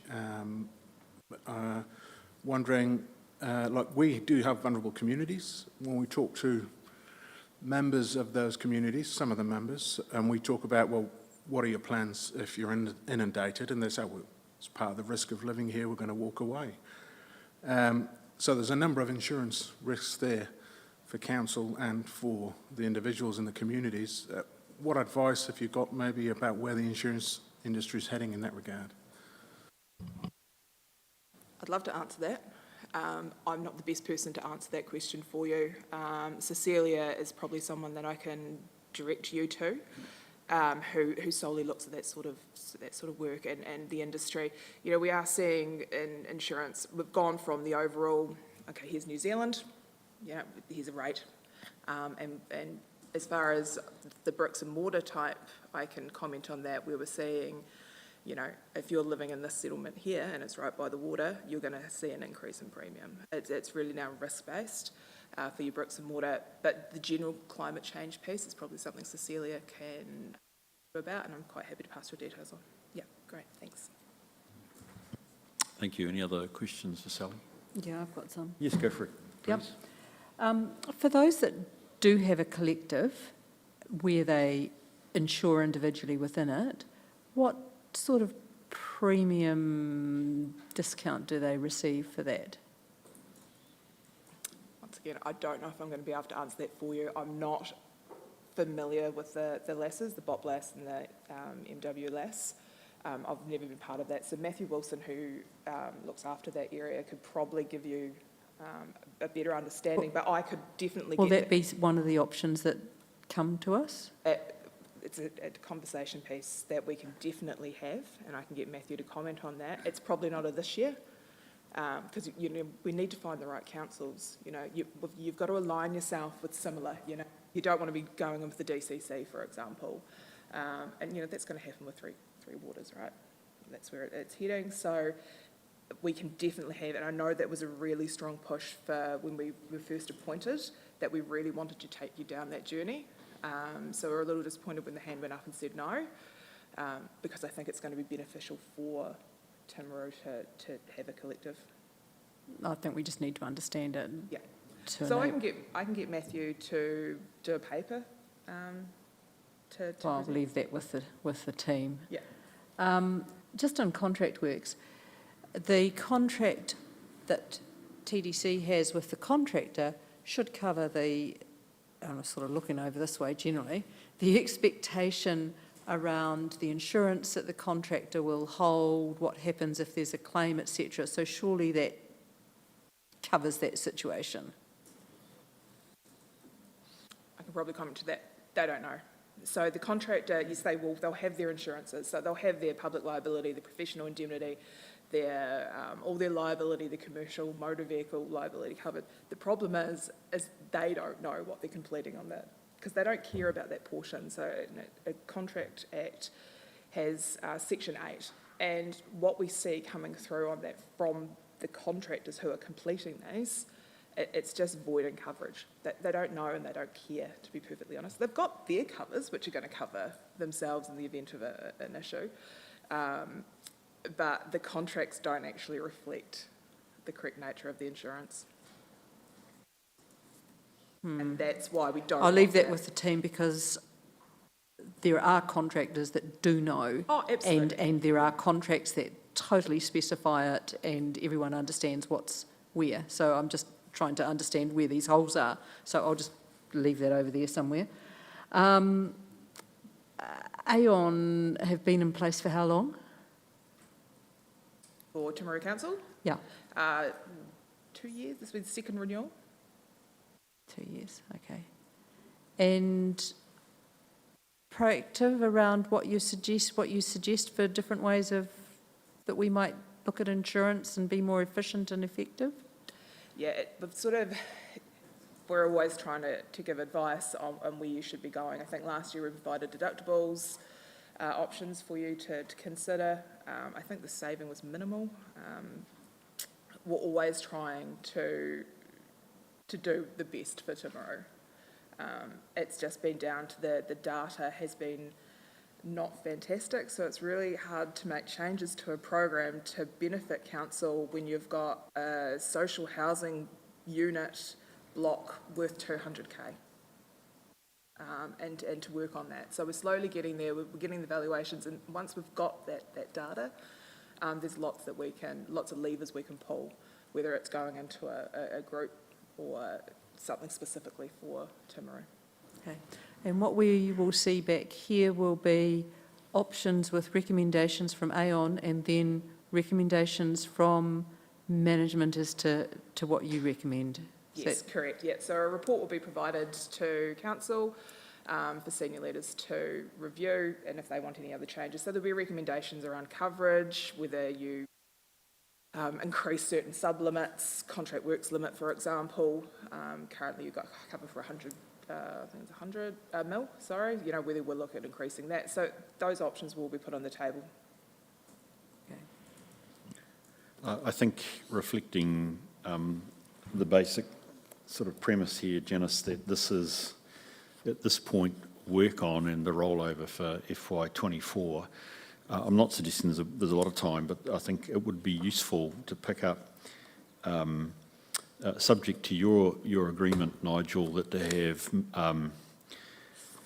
I forgot, Matthew here to talk about the idea of clubbing would be actually quite useful. I'm interested in your question. It's a very good question. What's the discount?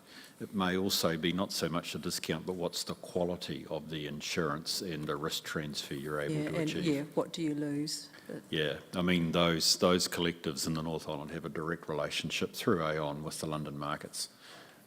So there's often a better quality of insurance that probably is obtainable that way. Okay, that's really great. Thank you, Sally. I take it there's no other questions? Okay. Sally, you've come a wee way, so thank you for presenting this morning. And actually, it's good for us as a committee to have a relationship directly with the advisor, so I do appreciate that. I think I'd like you to go away knowing that we are very keen as a committee that we are, it's not so much about being hands-on, but that we are active in monitoring the strategy that we could take going forward, let alone just what exists at the moment. So thank you for that. I wonder if I could just move to the resolution, which is that we receive and note the Aon presentation with our gratitude to Sally. Do I have a mover and a seconder, please? Thank you, Nigel. Thank you, Peter. Put the motion. All those in favour, please say aye. Those against, it's carried. Thanks, Sally. Appreciate that. I wonder if I go to the next paper, item 6.4, which is the External Auditor's Open Recommendations. Ahmed, thank you. It's external audit Open recommendation, from previous report, we have 17 open recommendation. 7 was closed this quarter. Audit New Zealand have submitted their management letter for the period ended 30 June 23, which added 8 new recommendations.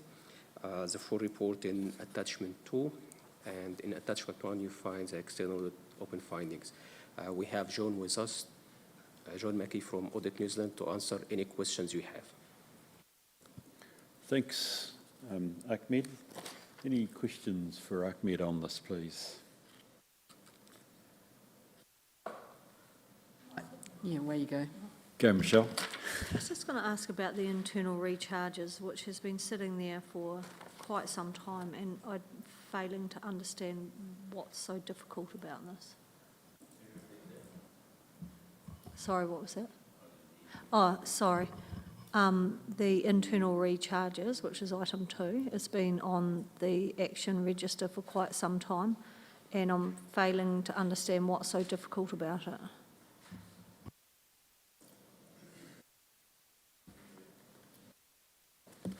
Thanks, Andrea.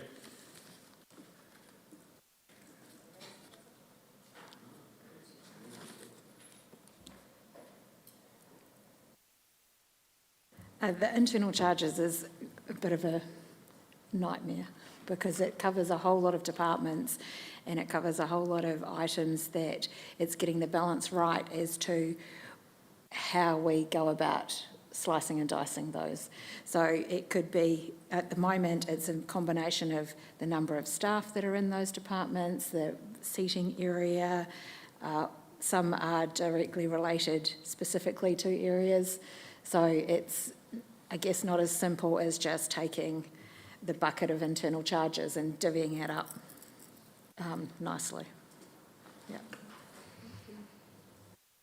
Any other questions? Yeah, I had a Go for. Oh, sorry. Go for it, Janice. had a few. One was that as to why is it still hanging around all these years later. There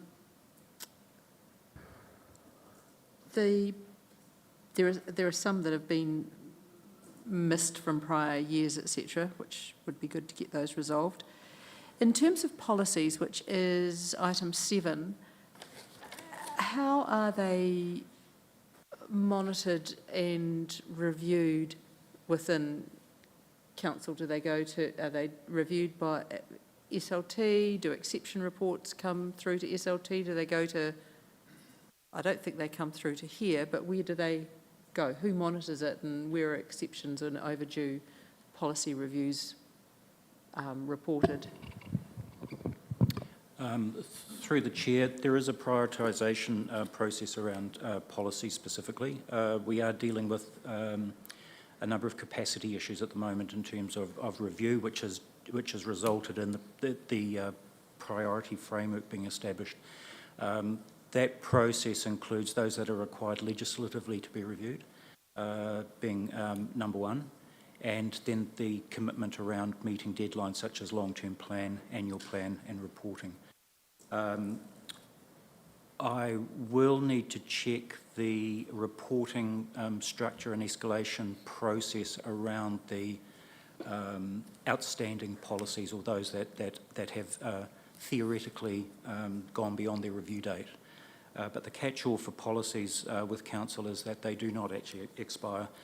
They simply carry on in perpetuity unless they are reviewed and renewed. Yeah, most organisations have that, but it does mean that they get out of date and Correct. not effective. Sorry, could I just intervene here, just not because I want to keep on again, but I actually had questions over that one in particular. So if I could just add to the questions. I think what I'm interested in knowing, Mark, is that the auditors say there is some progress, so that's good. Something's happening. What I would be looking for are our critical policies up to date. There's nothing qualitative in here that tells me that, and I'm not blaming the report, but I think it sounds like you're going to come back to us about, where things are at. I want to know that the critical policies are up to date. My second one is, and look, you may laugh at me, and it could be a 101 moment. What is a corporate management policy? What is a corporate management policy? However, the corporate management policy was last updated in 2017. So this goes back to my question. Is that a critical policy? Am I worried about that? Why has it got, I don't know what, sorry, you're about to tell me, Bruce, you're missing Business 101 here, but what is a corporate management policy? So the corporate management policy collects some other parts like leave, gifts, this sort of policies in one standard policy. So when we are going to review, for example, the sensitive expenditure, we're going to remove the gifts from this corporate management and put it in the sensitive expenditure. Okay. So this, it's an omnibus, this it's is an like omnibus a centralised type policy. Okay, which we're splitting out. Okay, cool. Well, that makes it a pretty important recommendation. Okay, so look, I just think we're looking for a wee bit of colour here about actually, is there anything that we are drastically behind on?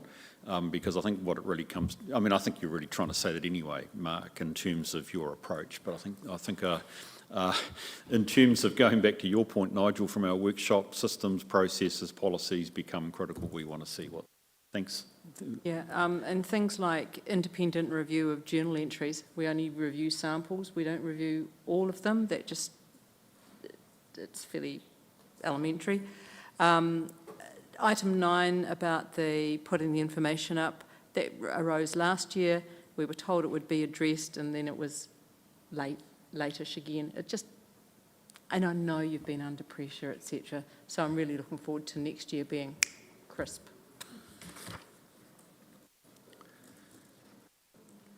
Have you finished, Janice? Yeah. Okay, Michelle. Sorry, I just have two more questions. One is about the high annual leave balances, and I wonder how, the comment is there's been some progress, but do we have this as a KPI for the CE and some managers? Because it's not only a wellbeing risk, but it's also, obviously has financial impacts the longer and the more leave is outstanding. And how are we actually going to address that? So we are looking at implementing a new policy around leave balances that's going to establish a number of mechanisms to address them, from initial discussions all the way through to using the Employment Relations Act to enforce leave. That's really the last protocol. We have to balance that with the workload and the business delivery as well. So it's about finding a mechanism that we can work with employees to get a solution versus against them. But that is something that I believe other councils are doing that we will certainly look into. Michelle, that had attracted my attention as well. And you've tackled it from a very correct angle, which is dollars. I also looked at it from a health and safety perspective. And I wonder if in the next quarter, with our health and safety report and PX, whether we could have an overview or an update on what are the balances and are there any particular risks around that, please? Yeah, we can certainly do that through each group and unit, and potentially we can provide annotations as to potentially why there's some high. For instance, does it relate to holidays that weren't able to be taken to COVID versus different types of leave that accrue? So we can certainly provide that information to you. I'm stressing keep it up. I'm not looking, I mean, this is not me wanting to dive into individual people, although I often look at you good people who are carrying a lot of the heavy load, and so do you get a decent break, because it's a concern of mine. But actually, keeping it at that higher level, we don't need to go deep, but it should also cover off Michelle's and my concern that actually it should also involve what are the dollars that are entailed here, because it could be substantial. Thanks, Michelle. Any other? You had a second one, I think. I do, and I think I've just not understood something here, but it's on the depreciation, number 4.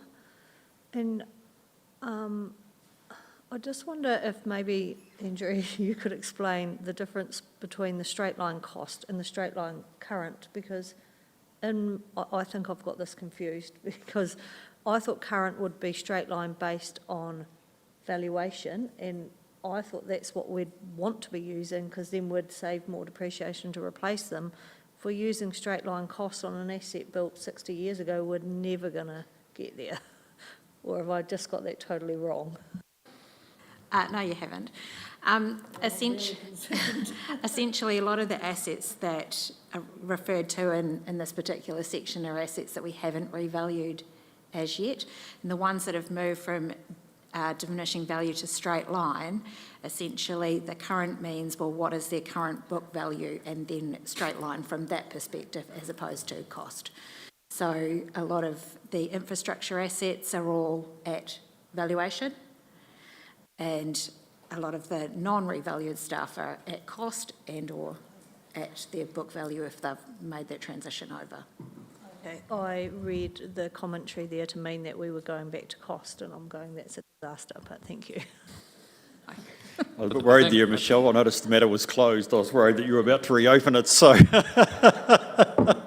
Sorry, Bruce, I've got yes, Mark, then I got Nigel. Sorry, could I just, we do have Audit New Zealand online, and Mr Mackey would like to take the opportunity to introduce our new audit manager to preempt any discussions that we may have or questions we may have with audit. Oh, look, John, if you could just start off a tick. Thank you for raising that, Mark. We've got the report following, so let's do that then once we've just got through these. Yes, The Nigel. important thing with depreciation, it matches our accounting policy. Is that correct? So if our accounting policy is inconsistent with the sector, then that's something we've got to look at. But it also does feed into a revaluation regime, which will have consequences. I think I would also argue, Nigel, it's got to feed in pretty tightly to your infrastructure strategy and your actual renewal profile as well, because it could well be that you depreciate. It's not the, I mean, this is where the problem of trying to say depreciation covers renewals. It generally doesn't. And that must be something you're looking at right at the moment with your LTP. I suspect the renewals are a lot higher. Would that be right, Nigel? Both looking at both Nigels, read the pressure on your rates. Look, just a couple of questions from me, please. There's nothing that I haven't discussed. We've talked about the annual plan, sorry, which was fine. A slightly sensitive issue, and I must confess we'll come to it, Andrew, when we get to the report. But it says it's item number 5, annual report preparation, the good old Hardy here. It says establish robust quality review processes, etc., etc. And that would be relevant to both the LTP and the annual report. You guys did tremendous work last year, and I know we'll come to this when we get to the management report. Are we comfortable that, sorry, I should be careful. Are you comfortable that improvement gains made last year we can lock those in and indeed look at some of the further improvements possible? Yes, I am comfortable. However, I was made aware the other day that the audit team manager is going to change, so we might have essentially the relationship that we gained last year with the people involved in the audit may not necessarily be the same team this year. So there may be some issues there. Well, look, in fairness to auditors who we haven't introduced yet, I'd push back a wee bit, Andrea, because actually the first port of call is our process for quality to review. Now, whether that meets the audit test is another thing. I'm wanting us to see this as a standard of our own integrity and approach to quality. Now, whether that passes the audit test, that's another story. That's another story, and I hear your point, and we'll talk to John and team in a few moments. But I'm looking to say, have we captured and are we rebuilding, because you already started that, but are we capturing and building on our good work last year? Yes, we are. So we've got 2 new senior team members, and with the annual report from last year being signed off in a more timely manner, we've had the opportunity to actually work on and tighten up processes as we go along towards the end of June, yes. Brilliant. Be keen to follow that one through and just see how that one goes. It's music to my ears that you're able to do that. Look, and one other question, and perhaps I will leave it till John gets online, but I'm not certain how this potentially moves away. But it occurred to me when I was reviewing the minutes, I'm looking at number 16, the recommendation is that we implement a development contributions policy. And I just suddenly thought, and John will comment on this later on, I'm not exactly certain that's the role of the audit to make that recommendation. So what I'm wanting to know is, where are we at on this? Because if I understand it correctly, we have made a policy decision not to implement development contributions policies, or am I out of step? No, it's a work in progress. Elected members haven't seen it yet to consider it, so it's on the slow burn, unfortunately. Okay. It'll be in the next financial year. Thanks, Nigel. I believe we haven't made a policy decision to implement development contributions, which is a slight turnaround from that rather than the ante. But I suspect, and discussions particularly around funding of this LTP cycle, that alternate methods of funding such as development contributions seriously need to be factored and considered, but may not be factored necessarily or implemented in time to affect this LTP cycle. Right, okay. No, just interesting, because as I say, it's one thing, it was, when I thought about it, it's a slightly interesting comment to have from auditors. Yes, Nigel? Oh, no, just we were hoping to have it considered for this LTP cycle, but we haven't. So, yeah, but hopefully in the first year of the new LTP. Yeah, to implement an LTP, sorry, a DC policy takes a lot of thought and care in terms of the approach, albeit it may or may not be attractive, actually. I've heard arguments within the last week about the limitations of a DC policy. That's why I'm interested in it from a policy perspective, rather than necessarily being hooked into we have or we haven't answered an audit recommendation, which I thought in the long and on reflection was could be a very valuable insight, but it's not necessarily a control or a systems one. It's a different one. Okay, any other questions or comments on that? Ahmed, Mark, oh, sorry, Peter. Oh, sorry, Stacey. I'm going down the line. Stacey, in your hands. Oh, sorry, I was not sitting in my normal seat. No, just kidding. That's true. I just have one question around point 10, provision for closed landfills. I see the report is being prepared by PDP, but I just couldn't quite work out, will they also be doing the report which includes the financial cost impact? Is that a different thing? Because I just couldn't quite marry that up. So my question is PDP completing the financial impact or exposure? Hi, Andrew.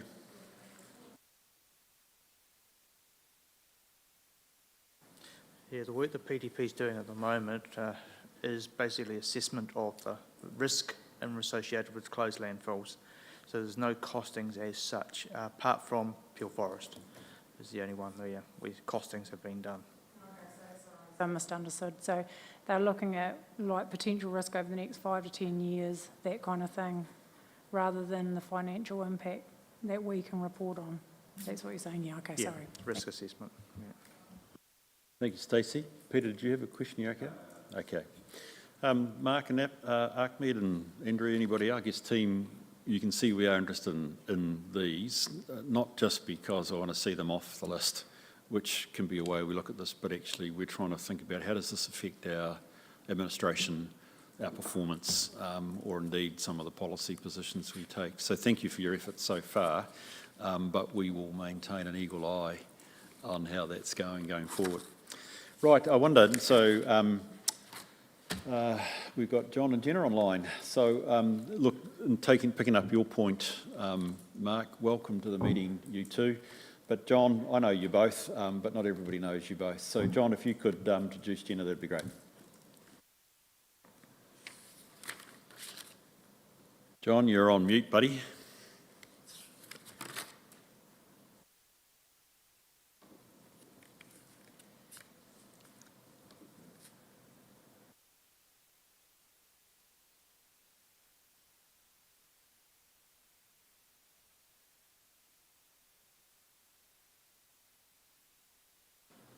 Can we just check there's nothing from our end that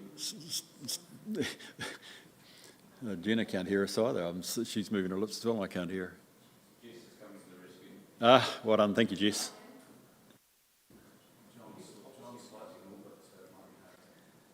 I can hear you, Jenna. Yeah, and I can hear you. Oh, we can hear you guys now. I think there was something from our end. Sorry, John and Jenna. So look, welcome to the meeting again. John, in your hands, and if you could introduce Jenna, that would be great. Thank you. Right. Just before I introduce Jenna, Trevor McKenzie, who's been the audit manager, he remains the audit manager for the LTP audit, but Jenna will be for the 2024 attest audit. But you're not losing anything. Jenna is a very experienced auditor, so I'll let her introduce herself. Hi, I'm Jenna. So I've been with Audit New Zealand as an audit manager for the last 7 years. I have managed both city councils plus district councils, including the groups. I've worked with Bruce for a few years, so we know each other. I'm also, in the past, have worked with Nigel and Andrea. Hopefully we can build a good working relationship.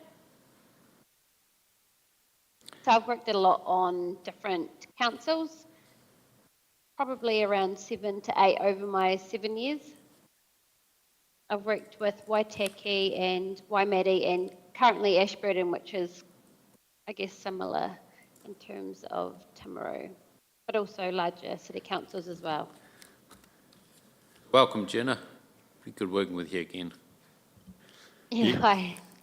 And high expectations, Jenna, if I can just reflect, Jenna's the audit manager on the Invercargill City Audit, and that's got a very good relationship with the auditors as a whole. So, Jenna, if you can bring some of that expertise to this audit, that will be great. Thank you. John, we have your report on the last year's audit. It's not me having a crack to say it's slightly historical, but it is a bit historical. So if we could just roll quickly through any key or salient points that you have, that would be wonderful. Thank you. So the key thing is that Timaru achieved a clean audit report. The emphasis of matter was what every other council, unitary authority, territorial authority had with the uncertainty of the three waters reforms. They nearly achieved the statutory deadline despite the late start, so that was a great effort.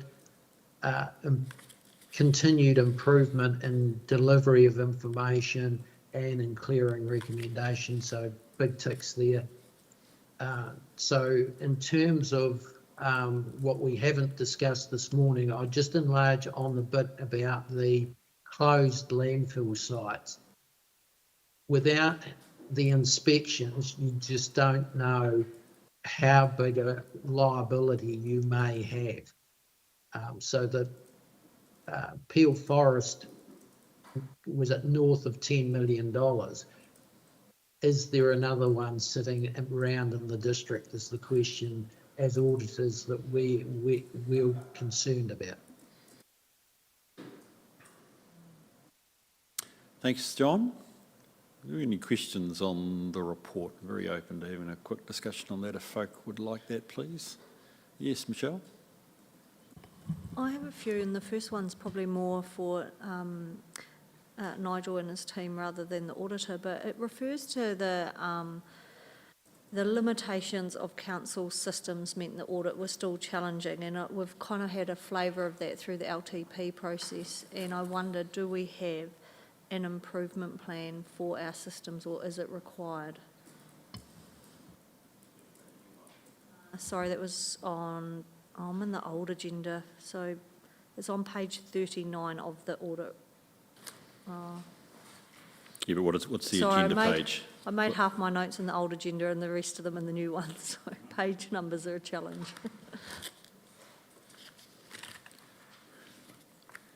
Under 2.6 on quality and timeliness of information provided for the audit. From page 8 of the report. Yep.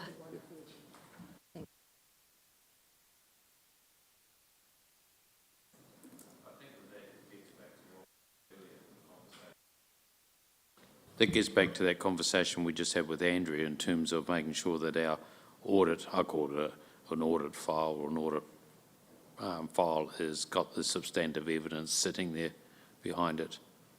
So that's what the expectation would be. And it probably, interesting enough, from my experience, a lot of the non-financial reporting is sometimes that lets us down. But I'll let Andrea explain more.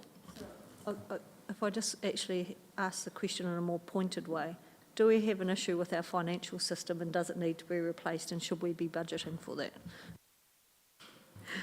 I would love to replace authority. However, at this point in time, it's not on the work in progress list. something, I guess, to think about over the next 3 years to then essentially work towards the next long-term plan, because it would be a major, yeah. I think also this next stage of ESCA will help. When you've got a procure to pay system, it makes all that accrual process so much simpler because you know exactly what you got rather than actually waiting on people to come up with invoices and so forth. But, you know, I would have an expectation that the file should be done in a timely manner, should be ready. Thank you. Appreciate the question, Michelle. Any Chair, other? can I just explain a bit further? Go for it, John. So the local government software market is small in New Zealand, and we're not the same as Australia. So firms developing it aren't getting much money in to make improvements to it. And the authority, like Magic, systems that prepare the basic financial statements, fine, but preparing the notes, they don't provide for that generally. And that's the problem. You get a disconnect between the primary financial statements and the notes, which are prepared separately. Thank you, John. That's very interesting to note, and becomes, if I look at the list that John's got in his report, that would be entirely, his comments are entirely consistent with the things that perhaps he's pointing out to us are issues for future focus on in terms of the annual report. So I take that. Any other comments folk would like to make? Oh, yeah, go for it, Michelle, please. Yes, sorry, I didn't realise you had. Go for it, please. Under the drinking water quality performance measures, and if somebody could refer to the page number, that would be helpful. It says here that they concluded that council's water supply did not fully achieve its target to fully comply with the new revised standards. And it kind of goes back to conversations we've been having during the LTP. Why did we not? Is that a major risk? And have we definitely got plans to address this in the LTP?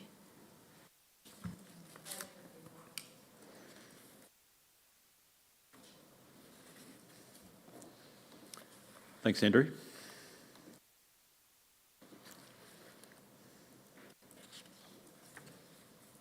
Yeah, through you, Chair. Yeah, the water compliance thing, a lot of those non-compliances were what we call technical non-compliances, where the data was not collected for a certain period of time. We had two issues, one where there was power failure and we weren't able to basically collect the ongoing data, and there was and a similar one out at Geraldine. So, yeah, the water is safe, there's no doubt about that, but it's just demonstrating that we have to basically sample and report in 2 minutes, every 2 minutes. Yeah. Thank you, and I just have one more, if I may. This one is 5.1, the capitalisation dates of additions, and I think I was a little bit surprised to read this, and it kind of explains why when we got our draft annual report, we had a suggested loss, and it jumped massively by the time the audit was complete. And so I understand the problem around not capitalising the assets and the effect that has on depreciation. I was possibly a little concerned about the comment that you will do it more regularly, where I would have expected it to be every month. And I just wanted some assurance that that is going to, because it makes a massive difference to our profit or loss, which it did last year, and we were a little bit, I won't say blindsided, but we were a little bit blindsided last year by it. So the aim is to do it quarterly at this point. There's just a lot of transactions and a lot of departments that it touches. So the aim is to do it quarterly. The system doesn't allow us to roll over the assets and depreciate on a monthly basis until such time that we've finished the last audit, made the adjustments. So essentially the first, in this case, 6 months wasn't actual depreciation. It was an accrual based on the prior year. I guess my request would be, when we're getting updated financial statements to council, if we haven't depreciated all of the additions, that could be made clear, and a approximate of what you think that figure might be, so we've got a better indication of what our actual financial performance is. Sure. That'd be great, thanks. Yep. And a bit of terminology correction, Michelle, you said profit and loss. We don't have a profit and loss. Okay, we don't profit from our ratepayers. We might have a surplus. Don't worry. Novi mistake. Don't My worry, I'm apologies. even older than you. I can assure you I still use profit and loss. So I've tried to get that out of my lexicon, actually. So there we are. Well, look, I appreciate the report, John, and it is helpful as a record of it. Andrea, I've already touched on perhaps the bit that I'm interested in, which is actually how do we develop our own systems of integrity around the development of the report. And John, you've indicated some of the areas, and I hear the point of the restriction that may go with our current financial package, which I appreciate that. I'm always conscious that John started by saying we had an unqualified audit report, we should keep things in proportion, and indeed I noted under public sector things, there were no matters that he felt like he needed to draw to our attention, so that says that we've got a level of probity which is good. We've obviously had Ahmed and Mark a strong discussion around some of those internal control points, and I would be interested, we will be interested to see how that one actually goes. If there's no other question or comments on the report, could I suggest that we move to the recommendation, please, which is that we receive and note the outstanding recommendations record update, and I need to be careful. We're also receiving, aren't we, Ahmed, sorry, did I get it right? Well, I should know these things off the top of my head. The report, we're also presumably receiving the report to the council on the audit of the Toowoomba District Council from the auditor for 2023 as well, correct? Brilliant. So I think if we need to amend that, Jess, we're receiving the update report and the auditor's final report on the 30 June 23 financial audit. I'll move that from the chair. Do I have a seconder, please? Thank you, Michelle. I'll put the motion. All those in favour, please say aye. Those against? It's carried. Thank you for that.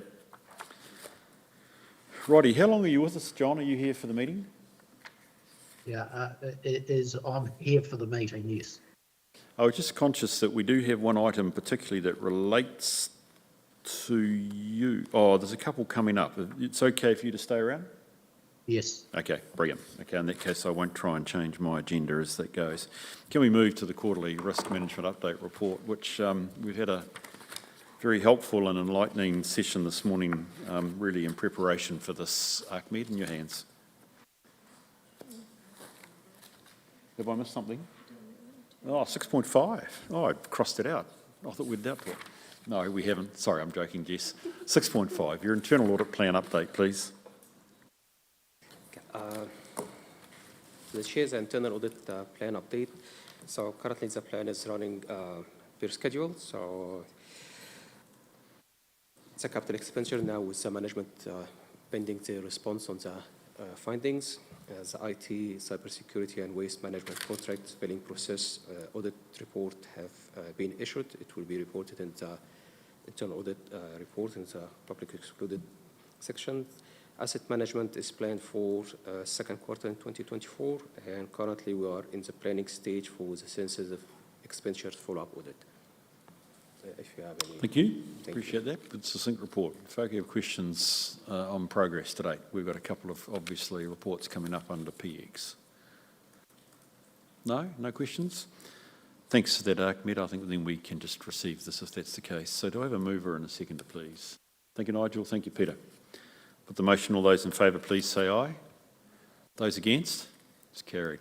I thought we were on the quarterly risk report, Ahmed. Yes, exactly. That's right, Mark. We are now. Hey, look, thank you. Appreciate your input, and let's take us through the key bits, mate.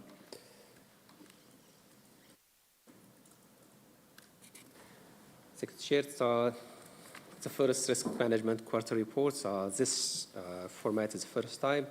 We have covered 3 main points. First is a strategic risk update. There is no update since the last report. We have 12 strategic risks, 1 very high, 7 high, 3 in medium, and 2 low residual risk rating. You can find the heat map in attachment 1. It was requested in the last meeting to have a table of the rating, which we also included in the attachment. Second part of the report is about the Risk Management Maturity Improvement Plan. So this plan was approved by the SLT on the 30th of November 2023. It's a benefit of the plan to have updates the risk management policy and the risk management framework, to have a structure, consistent and defined process for risk management across the whole council, different areas. Upload our risks into risk management tool, ProMap, instead of using the Excel sheet. Provide assurance to the governance in terms of reporting the content of the report to the audit committees.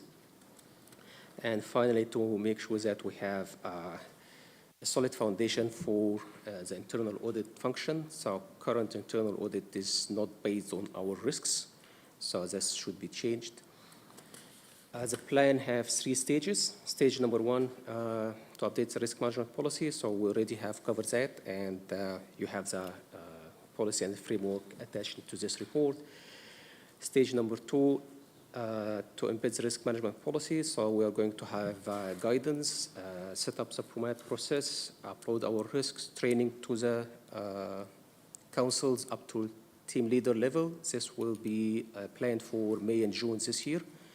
And finally, upload the risk register to the ProMap and start quarterly reporting and challenge the risk with the managers and their team leaders and the GMs.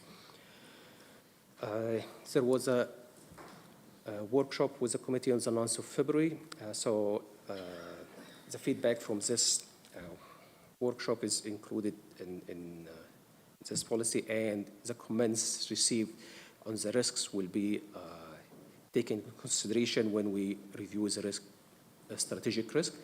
Reviewing the strategic risk is planned in July 24, after we have finished all the training and everything.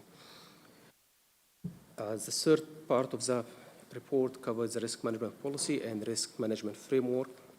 So we have updated the risk management policy. It was rewritten again, so to make sure that it's clear language and proper structures than the previous one. We amend and change the objective, risk management objectives. Define the risk culture, what's meant by risk culture and how we're going to achieve this. Adding new sections covering the risk appetite, monitoring and reporting, and adding an attachment for the risk appetite statement. Then we have moved the processes, role and the responsibility, general risk management principle from the policy, and this to add it to the framework to give more, make the policy more clear and add the detailed steps in the framework. For the framework, in addition to the item moved from the policy, we have defined 5 main risk registers, which is governance, which covers the risk affecting the councillors and the mayor and the governing body. Strategic risks, this will focus to identify the strategic risk affecting the strategic objective for the management and the SLT. The business level risks, this focus on the risk affecting the units and will be managed by the unit managers. The operation level risk, which will be any other type of risks.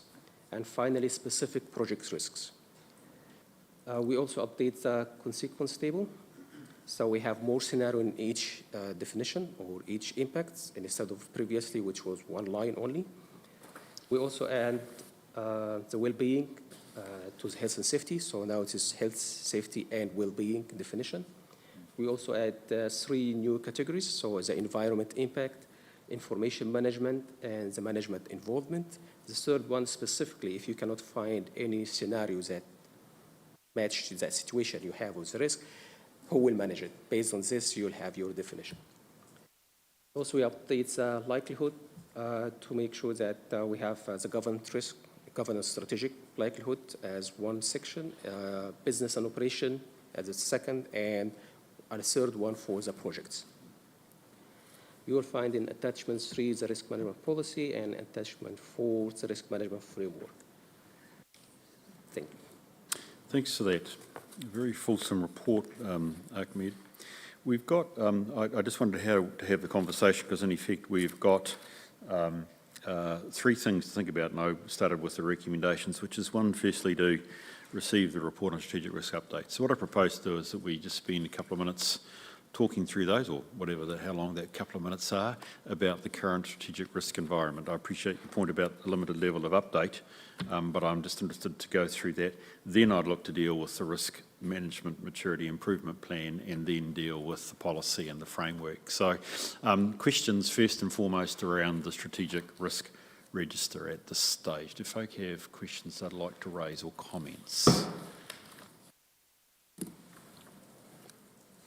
Yes, go for it, Michelle. You're most welcome. So my first one is probably more of a challenge for the councillors sitting around the table, in that we identify climate change as one of our biggest risks, and in the residual risk is still very high, yet I'm not sure that we resource it enough and have addressed it enough in our LTP.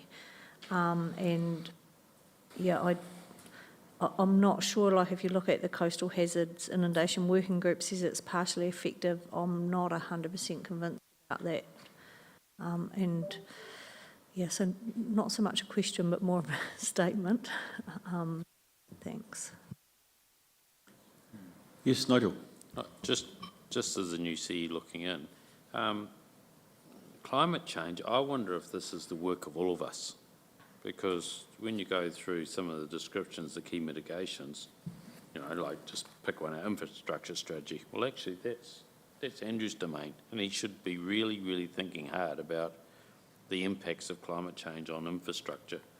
And I'm not sure, and I agree with you, I'm not sure we're taking enough of climate change into account when we're doing some of our work. And, you know, if you were at the Merrill Forum, when Dr. Rod Carr spoke to us, it was a real wake-up call. You know, we're not trying to actually just reduce our emissions now. Actually, we're into how we're going to adapt to the climate, which is actually quite a different way of thinking about it. Sure, you're still going to reduce your emissions, but actually, we need to think hard. What is our plan?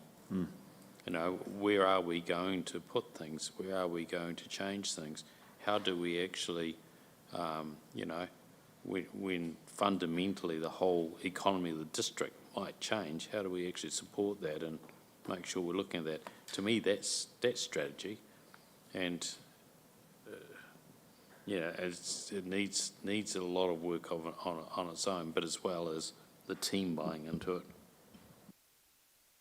And I am going to have a workshop with the SLT and the third tiers on climate change and exactly where are we at and how does that fit into our operational plans.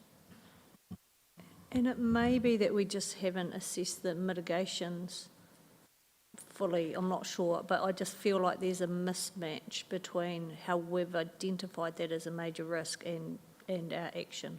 Maybe the identification of the major risk isn't correct. Yeah. Yes, I think there's a risk here we drift, you know, and I don't probably, and I don't think this is a political statement, I mean, I don't have trouble with we've got climate. I think we have to have climate as a strategic risk. But it seems when I look down the mitigations that I see drift here, because actually it goes to your point, Nigel. This is many hands holding things together. It's not just internally.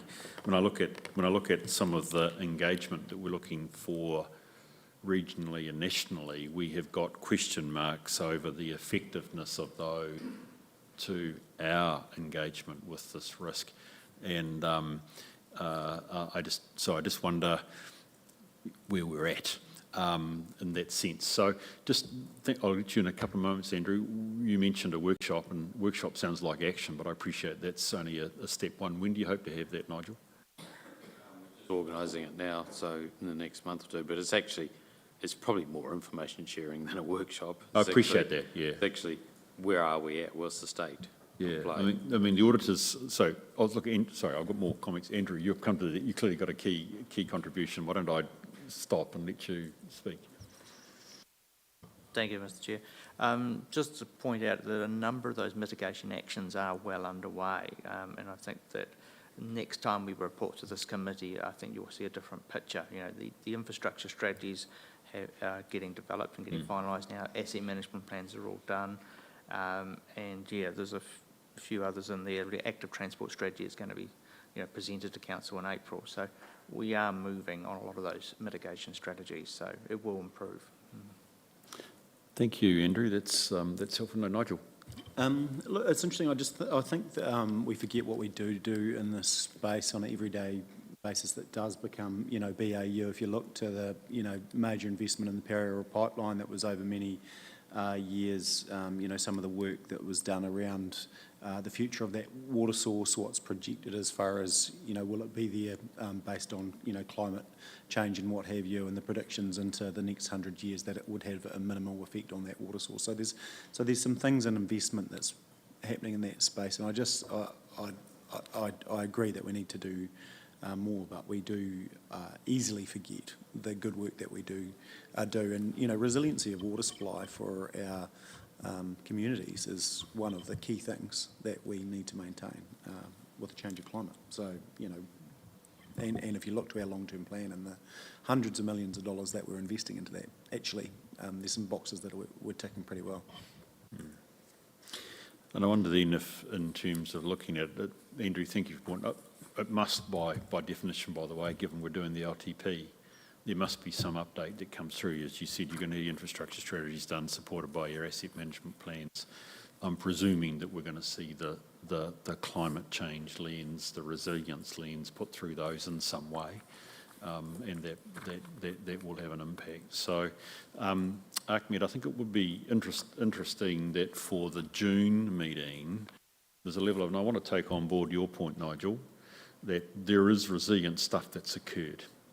So there is an aspect here that we've to have a bullet pointed update on actually where this stands, I think would be useful, with a view that we look to see whether indeed we're still at a red residual risk. There is another strategy happening in the district, and that is our energy strategy. Now, it's being led by Alpine Energy, which we are a shareholder of.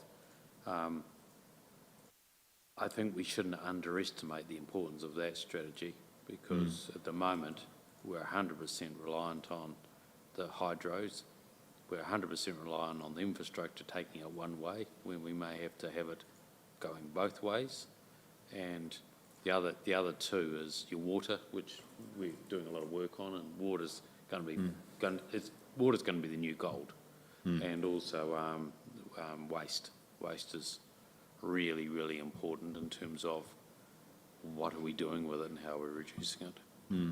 That's brilliant. So look, I think really what we're trying to say is that we could see well, it will be a different picture, but just a similar sort of report. But it seems like if we're going to group up on this from a risk perspective, a wee bit more information. So if I could invite you, Ahmed, to talk with your colleagues, SLT, think that one through. I was about to say a bit more, that sounds like you're not thinking that's wrong.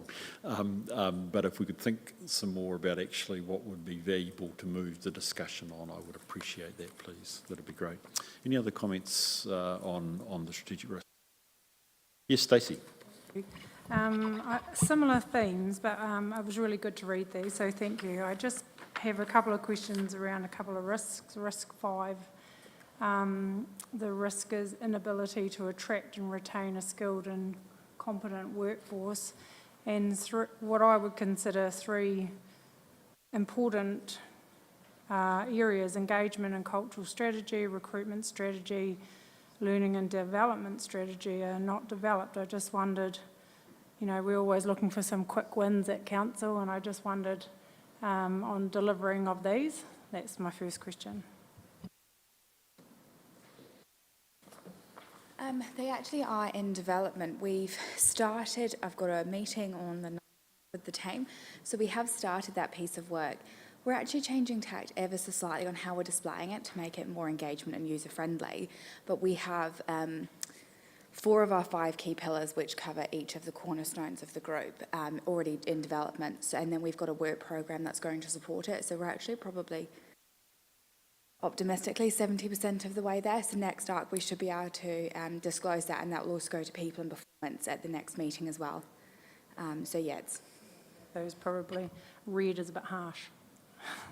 A similar question too, just around risk 9, failure to develop and maintain effective communications with the community. And again, 2 key documents, community engagement framework and engagement toolbox, not developed. I wonder if it's a similar situation as Hannah. Again, quick wins, love a quick win. Roll in the seat. No worries. Being the wellbeing strategy, that might be you too, Beth, risk. No, the wellbeing strategy is still engagement and culture, but I can speak to the community engagement framework. So that is almost completed. So I can confirm that, and it will be ready in time for the long-term plan consultations as per your last meeting's request.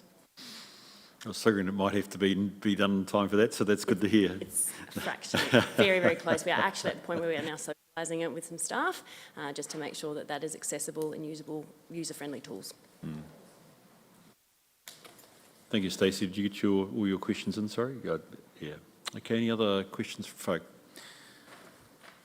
The only other one that, I mean, you can see that the reporting is great because we tend to follow the mitigations, ACMED. I'm not going to try and pursue much at this stage around the natural and built environment, but I'm just wondering if that's something of a sleeper for us because it's actually looking quite red in terms of the mitigations. And if you think about that in relationship to both the discussion we've had on climate change, the changing situation with the RMA, etc., I'm just wondering where we may or may not be going. And hello, we've got the development contributions policy back there we already talked about. So what that says is that actually these are very active risks. They are changing, and I sense in terms of the mitigations they are changing beneficially for us, I think is what I'm hearing right at the moment. Obviously the red is going to change colour in the way we've just heard. So it'll be useful and I think really important, for our workshop next meeting and also actually for the formal reporting in our papers that we do capture that, because it looks like it will be quite a different situation, which is encouraging. So thank you for that. Final round, nothing else to raise? Can we go to the risk improvement management program? This is a very helpful thing that that ACMED's keeping in front of us, which is, I always say we can be a talking gong here in terms of risk management, but if it's not embedded in the organisation, well, that's what we are. We're just a noisy gong. So I'm being very interested to see where this has gone. Do we have any questions for ACMED on that? I'd commend it to your reading, and I actually would particularly commend to you the attachment that ACMED has given to us, which is actually the way he's looking at the maturity of the organisation, the All of Government Enterprise Risk Maturity Assessment Framework. Struth. I can't even say that as an acronym, but is it ERMAF? The AOG ERMAF is well worth a read, because actually it starts to give you the nuances of what quite frankly, to use a NAF consultation phrases, what success looks like, what we should look like at Timaru, which would be good. Right, can we move then to the 2 other substantive things we have to do, which is to pick up on the risk management policy and the risk management framework. Do folk have any comments on the policy at this stage they'd like to raise? I've got a couple of comments, ACMED, which I'm happy just to show you later on, but I think just a couple that I would like to add, well actually I might as well get them in here, is actually under the risk culture, paragraph 21. I'm hoping somebody can help me here. We say to promote a positive risk culture, absolutely endorse that 100%. Then we start off by saying all employees can talk openly about bad news. Now, I agree that we want to create an environment where we can raise these matters. I wondered if there was a more positive way of saying that, actually, if it was possible. Something like, I mean, it's a bit naff, but all employees can openly talk about risks, uncertainty and issues without fear or blame. I mean, I'll leave that with you. Internally, Bruce? Yes, that's a very good point, internally. Yes, very good point, internally, before it becomes public. And I mean, it's things like risk event reporting is encouraged, and I'd like to say, and is seen as routine. Issues are identified for learning. Sorry, here we are. I found a typo. It's my chocolate fish for the day.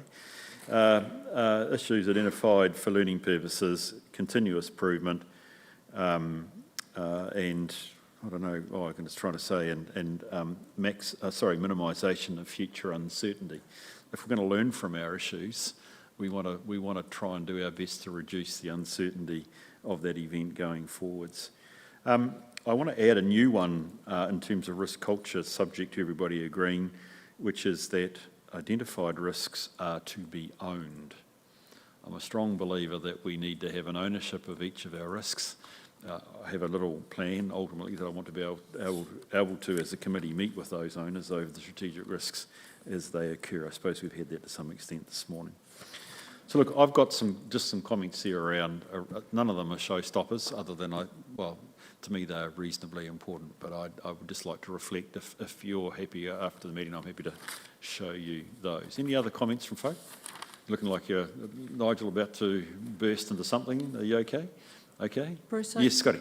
Sorry, then Janice. More a general comment as well. I actually, strangely, enjoyed reading this. I actually did very well done. And I like the general direction of travel here with what you're trying to achieve. And even simple statements like to develop and embed a risk-aware culture, not risk-averse.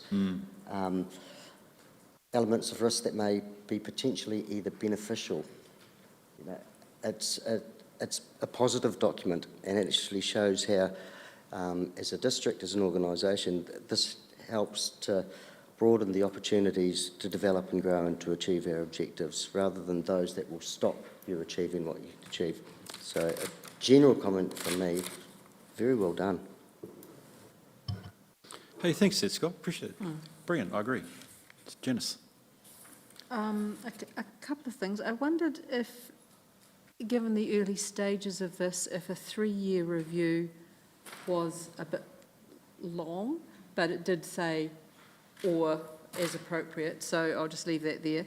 The risk appetite statements, have they been endorsed by council? It's Appendix A on page 122. Those risk appetite statements, have they been endorsed or up to council? This was presented in the workshop. They were at the workshop, yeah. This was presented and discussed during the workshop, and since there was no major feedback or recommendation to change anything, so it's presented in the policy now. There were hardly any councillors there.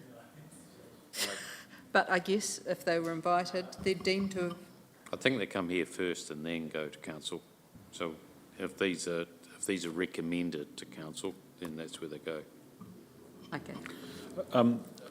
So I wonder if I could add a comment to what you've raised, which I think is a very good one, Janice, is actually, I wrote down here, let's work with them to see if they suit us. But I think that therefore reinforces your point about review, that we should be quite tight on the review in case they are not working for us, because I looked at sort of, oh gee, I'd like to go back and argue the toss over one or two of these, because actually I wonder whether we're putting ourselves in a straitjacket. I wonder if we are being a bit tight. But that's again just me. I'm not trying to relitigate this morning. What I do reflect is exactly your point, that I think actually regular review would be good. I'd like to get us onto the cycle of using these, but I would be very interested to see and monitor, and ultimately if we had to amend these, if we're finding that they are creating challenges for us in our administration. And if they're working really well, then pat on the back and great. Yeah, but the review is the key part. Yeah. Yep, good. So is there something there that you'd like to suggest, Janice, that fixes that? Well, I did think that a maximum of 2 years, particularly at the early stage, 1 year to get it sort of embedded and actioned. You can do it earlier if you want, but I thought 2 years was probably the outside for the first go. We're going to have, we could say by June 25, actually. I know that's not 2 years away, but in reality, we endorse these, send them up to council, we get them into play for a year. When it comes to our annual review of risks in June or thereabouts 25, it gives a chance to say whether they're Ahmed working looks like or he not. wants to say something. Pardon? Do you want to comment on that, Ahmed? Have any sorry, no comments. Pardon? I'm saying I don't have any comments. I'm listening. The other thing actually that Ahmed, that I had written down here, and it's to you, Nigel T, is these, in my view, are really important for how the organisation measures it. It goes back to the escalation thing and what have you. I'd really want to encourage you to I know you'll read these, sorry, that sounds a bit, that's patronising. What I'm wanting to reflect is actually if you see any devil in the detail of trying to implement these. I mean, I've had the arguments in other council meetings where if we have no appetite for risk around health and safety, as we discussed at the workshop, what does that really mean? Does that all of a sudden mean we close down everything in Caroline Bay because, you know, we might have injury? So I guess what I'm trying to say is I have a very open mind as to whether these are working for us or indeed whether they're not. And if they're not, we need to change something. Gets down to the terminology of appetite, doesn't it? Because effectively we discussed that at the workshop. While we have no appetite for something, it doesn't mean that it necessarily won't always be perfect, but so long as we can acknowledge that and learn from it and put the mitigations in place, we should be fine. Then it actually lends itself straight into that culture and engagement framework as well, because those two have got to be hand in glove.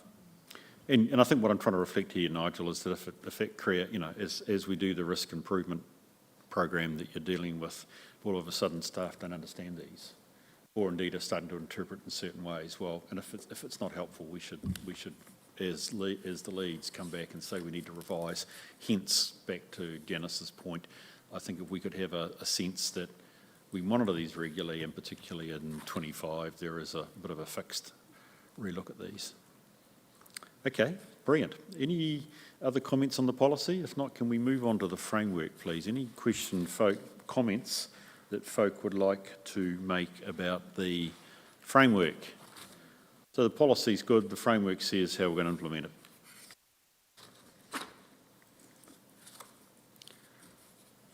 No? We're okay?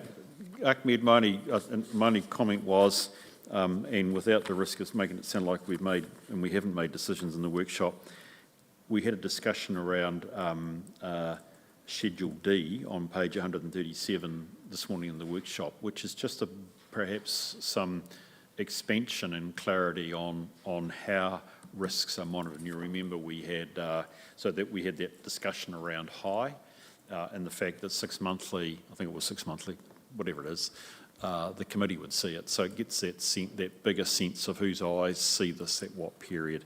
That would be helpful, please. Okay, I sense the day moving on, and in fact, it's midday. You've got lunch for us, Jess.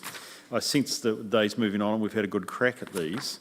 Can I then go back to the resolutions, please, which is a long way back, on page 84 of our agenda. So firstly, we received the strategic risk update. We've noted the comments and some actions out of that. We received the risk management maturity improvement plan, and we endorsed the policy and the framework. So thank you, Nigel. Do I have a second to thank you, Peter? Is there any comment people like to make? There's none? I'll put the motion. All those in favour, please say aye. Those against? It's carried. Thank you very much. Now, I only heard about one eye, which suggests energy levels are getting a bit low. Are we keen to have a break for lunch now? How long do we need, guys? Half an hour? At most? Okay. Okay, half an hour? You okay? Going for 20. You're going for 20. This is a big decision. This is the toughest. Can we have a debate on this, please?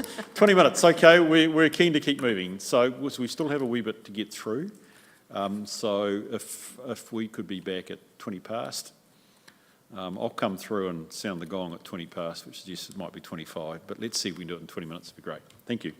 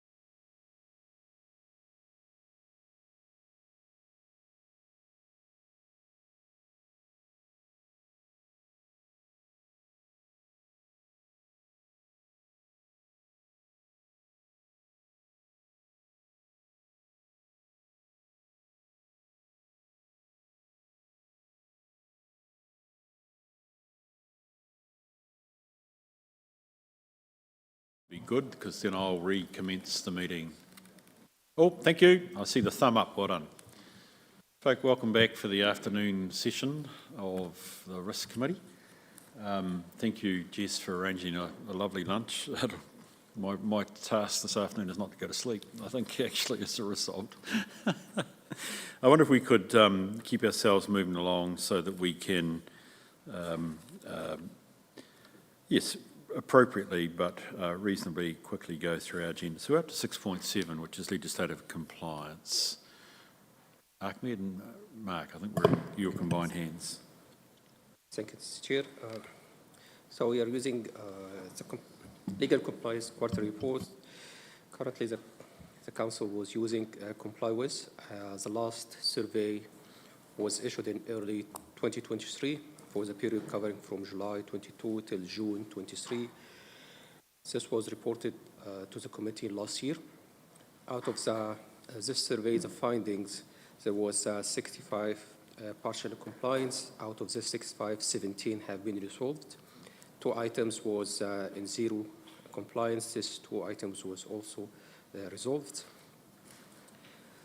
So we are developing our risk maturity. So we are assessing the compliance process and tools used to ensure that we provide the best outcome in achieving using the available resources and reporting to the committee.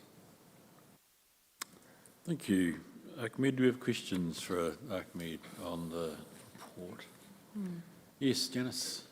So given that 48 of the 65 haven't been resolved and that there's not been another survey done and you're thinking about what to use, if not comply with, how are SLT currently assuring themselves that the regulations and all of that sort of thing are actually complied with?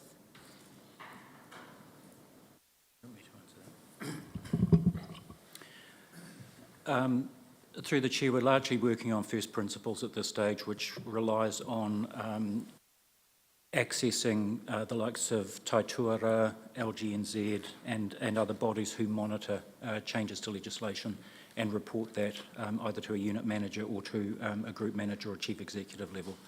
But we found through this process that by and large it's critical for us to look at a reporting mechanism where actually we have a very high amount of confidence in what it's providing us. And I'm sure Comply With is a tool that does provide that to many councils just in our current environment, not to us, it would seem. So from that point of view, we're working on workarounds essentially in terms of our legislative compliance, and the major ones which are headline news, we don't seem to be missing in terms of our response to that. But as Ahmed has indicated, this does form part of a much larger deliberation around how we look at factors such as interoperability of computer systems and software programs, where we're not just impacting or delivering standalone systems, but are actually using the functionality of what we already have to deliver efficiently.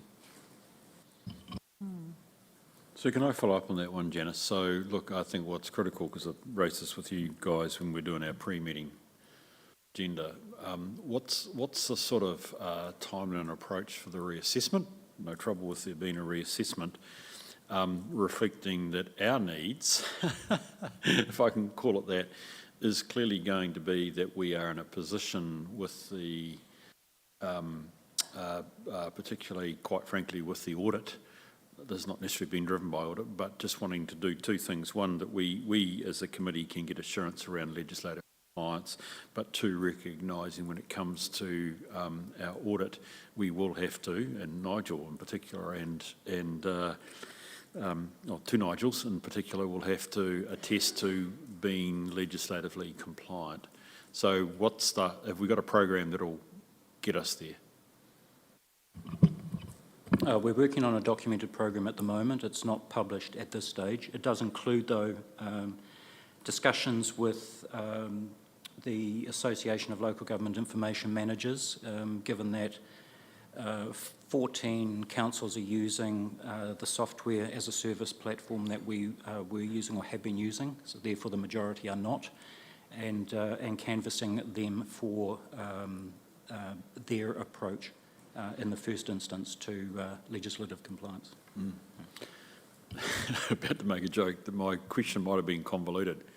I need this, direct question, I need this by basically the end of the financial year. Will you do it? Yes.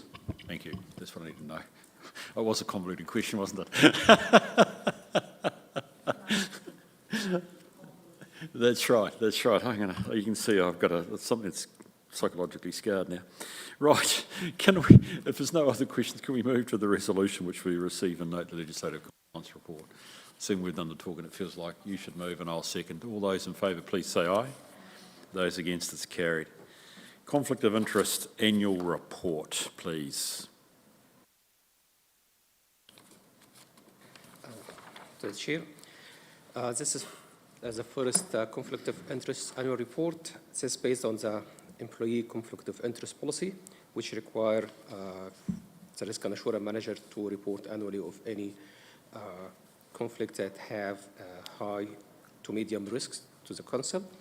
For the period from 1st of July 23 till 31st of January 24, there was one conflict declared with medium risk relating to a tender process, where the person involved was recused from the meeting and discussion of the tender.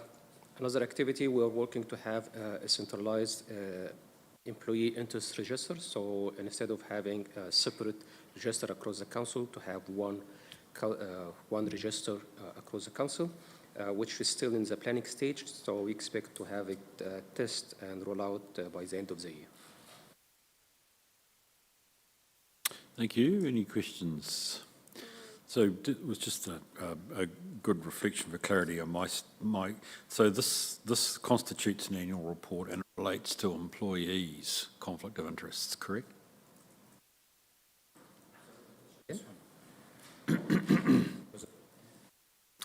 You're seeking to give us an update on the events over I'm sorry, a year to 31 January, correct? And it relates solely to employees and not elected members. I think this one was one of the elected members. Yes, sorry. Let's just check. We have conflicts of interest management needed at an employee level and at a elected member level. Some different requirements around both. This is an annual report to 31 January 24 on both or just employees? This will be on both of them. So this cover all conflict of interest recorded or declared for this period of time. Yeah, so that includes employees and elected members. Brilliant. Okay, fine. And I think if I recall correctly, Jess, you've just circulated elected members, the updated, thank you, you've been on, hopefully it wasn't too tardy, but you've been on our cases to be updated, because of course it is relevant to an item, if I recall correctly, in John's management report. Michelle. I was just going to ask, how do we capture the conflicts we don't know about? Or what do we do to provide assurance that all conflicts have been declared? Are you thinking about that at both levels, or particularly at an employee? Or probably both levels. Like, does somebody run through the company's office list and do a check randomly, or do we just, is it purely a trust model and you trust the employees and their correct conflicts or their correct interests? Sorry.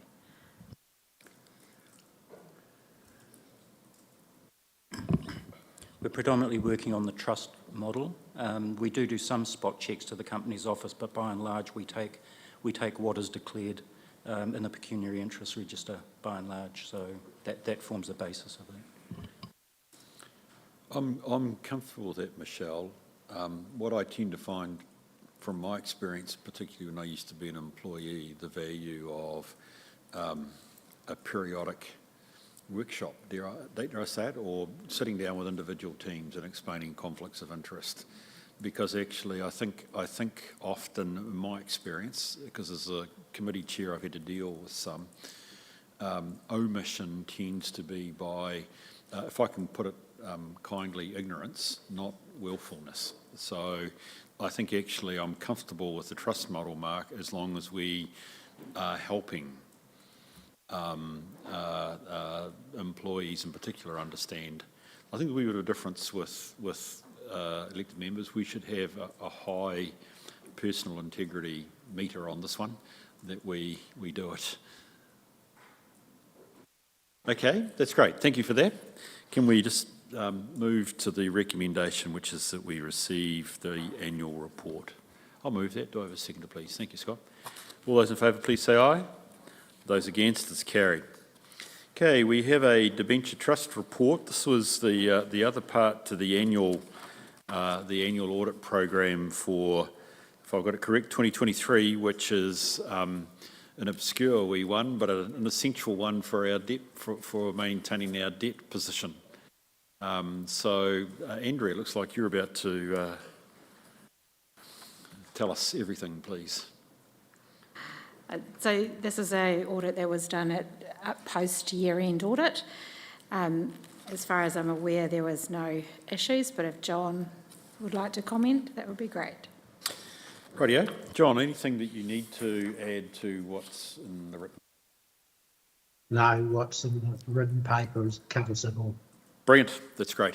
Okay, any questions for John or for Andrea from folk? I suspect not. John, I don't want to underestimate the importance of this while we are dealing with this very quickly. It is actually an important part that we've got confidence from a debenture perspective that we're under control. Bearing in mind, of course, we're all with LGFA, so it does take away a wee bit of the issue. Okay, so the motion is that we receive the content. Receive the content in the, we just need to receive the Audit New Zealand report on the Venture Trust deed and note the unqualified opinion. I'll move that. Do I have a seconder? Thanks, Nigel. I'll put the motion. All those in favour, please say aye. Those against, it's carried. Sensitive expenditure. Andrea. This is the second quarterly report. Essentially, there were no items identified of any significance. Right, questions, please. Yes, Scott. Thank you. Just if you could help me understand, please. I, of course, couldn't see anything standing out as being of any issue, but is there a standard or a policy around the value of, leaving gifts and the likes, and who makes that call?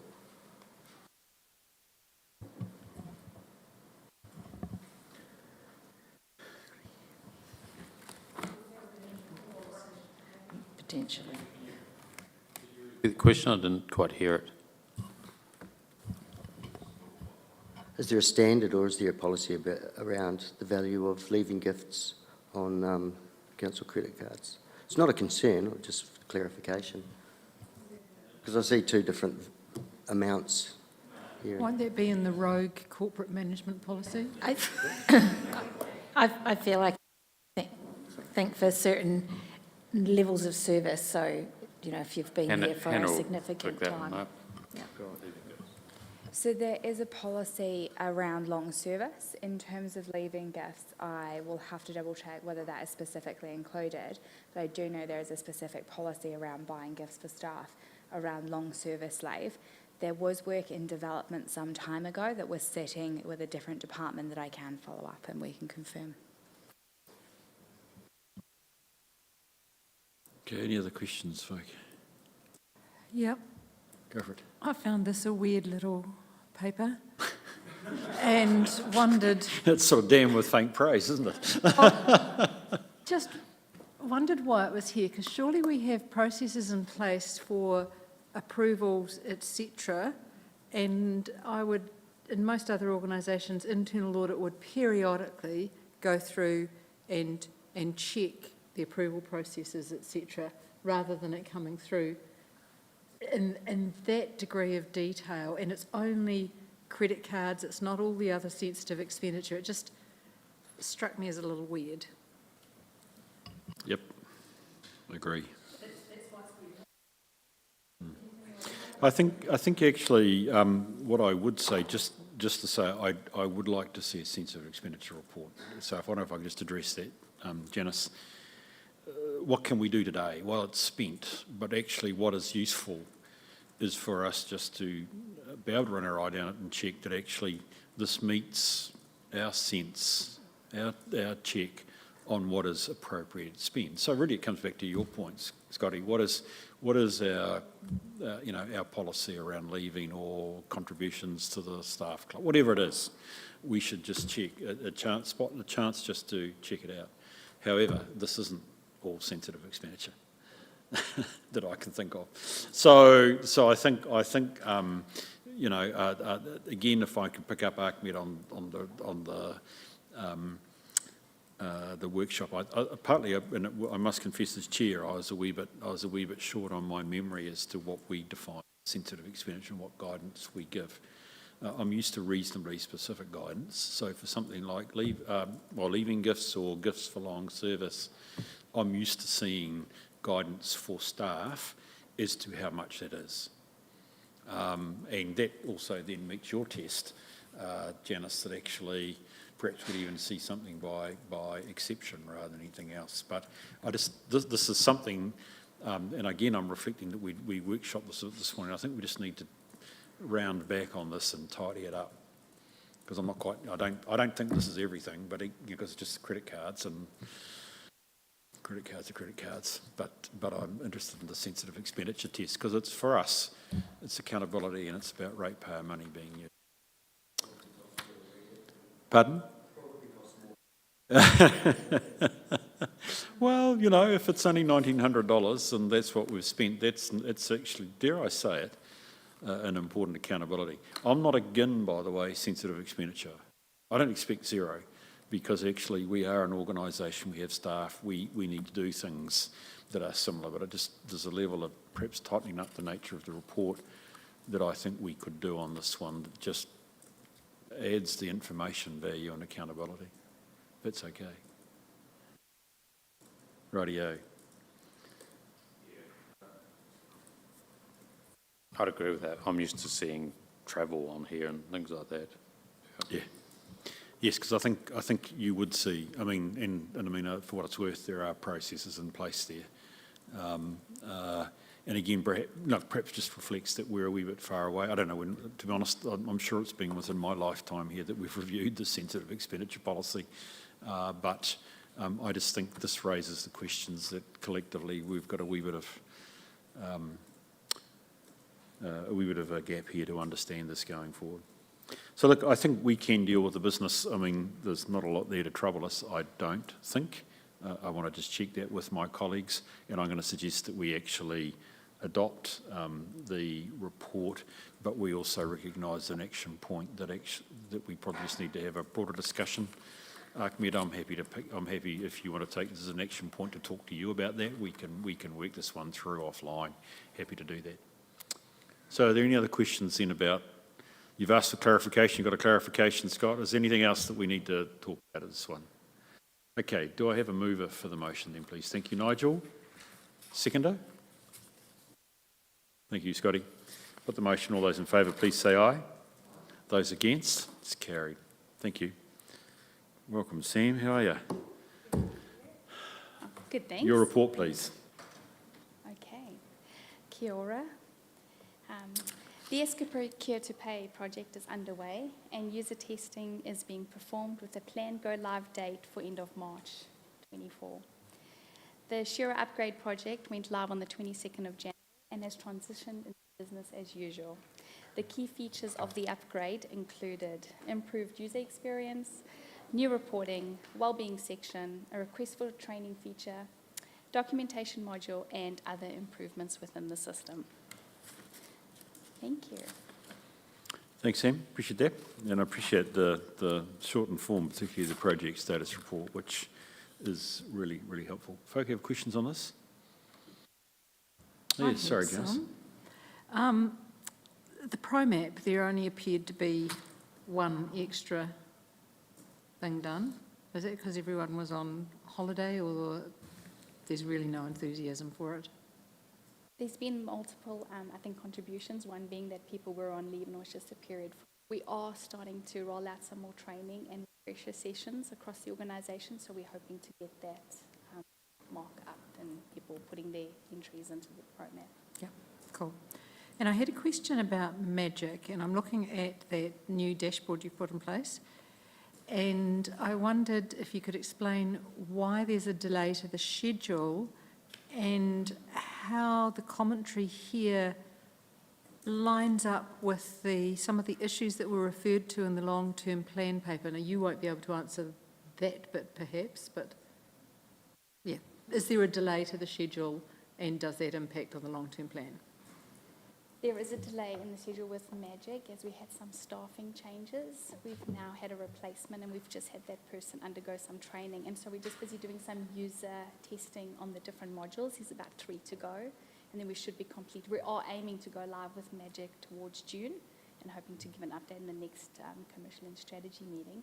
In terms of the long-term plan, I think we're just going to revisit after we've done Magic and rolled it out and give training across the organisation, and then we'll just see how we're going to input that into the system. So if it was working fully, it would have been easier for modelling of the long-term plan? I'm asking somebody, I don't know. Not as far as I'm aware. It was the initial stages. It was going to be used as an input tool for the unit managers to actually input the information, and then that information is essentially then exported into the model currently. Yeah. Okay. Any other questions or comments? Thanks. That will come. I am interested ultimately in picking that up when we get to the LTP report for, I think, the obvious reasons. Thank you, Sam. Can we go to the motion, please, which is that we receive the update report? I'll move that from the chair. Do I have a second, please? Thank you, Nigel. All those in favour, please say aye. Those against is carry. Hello, long-term plan update.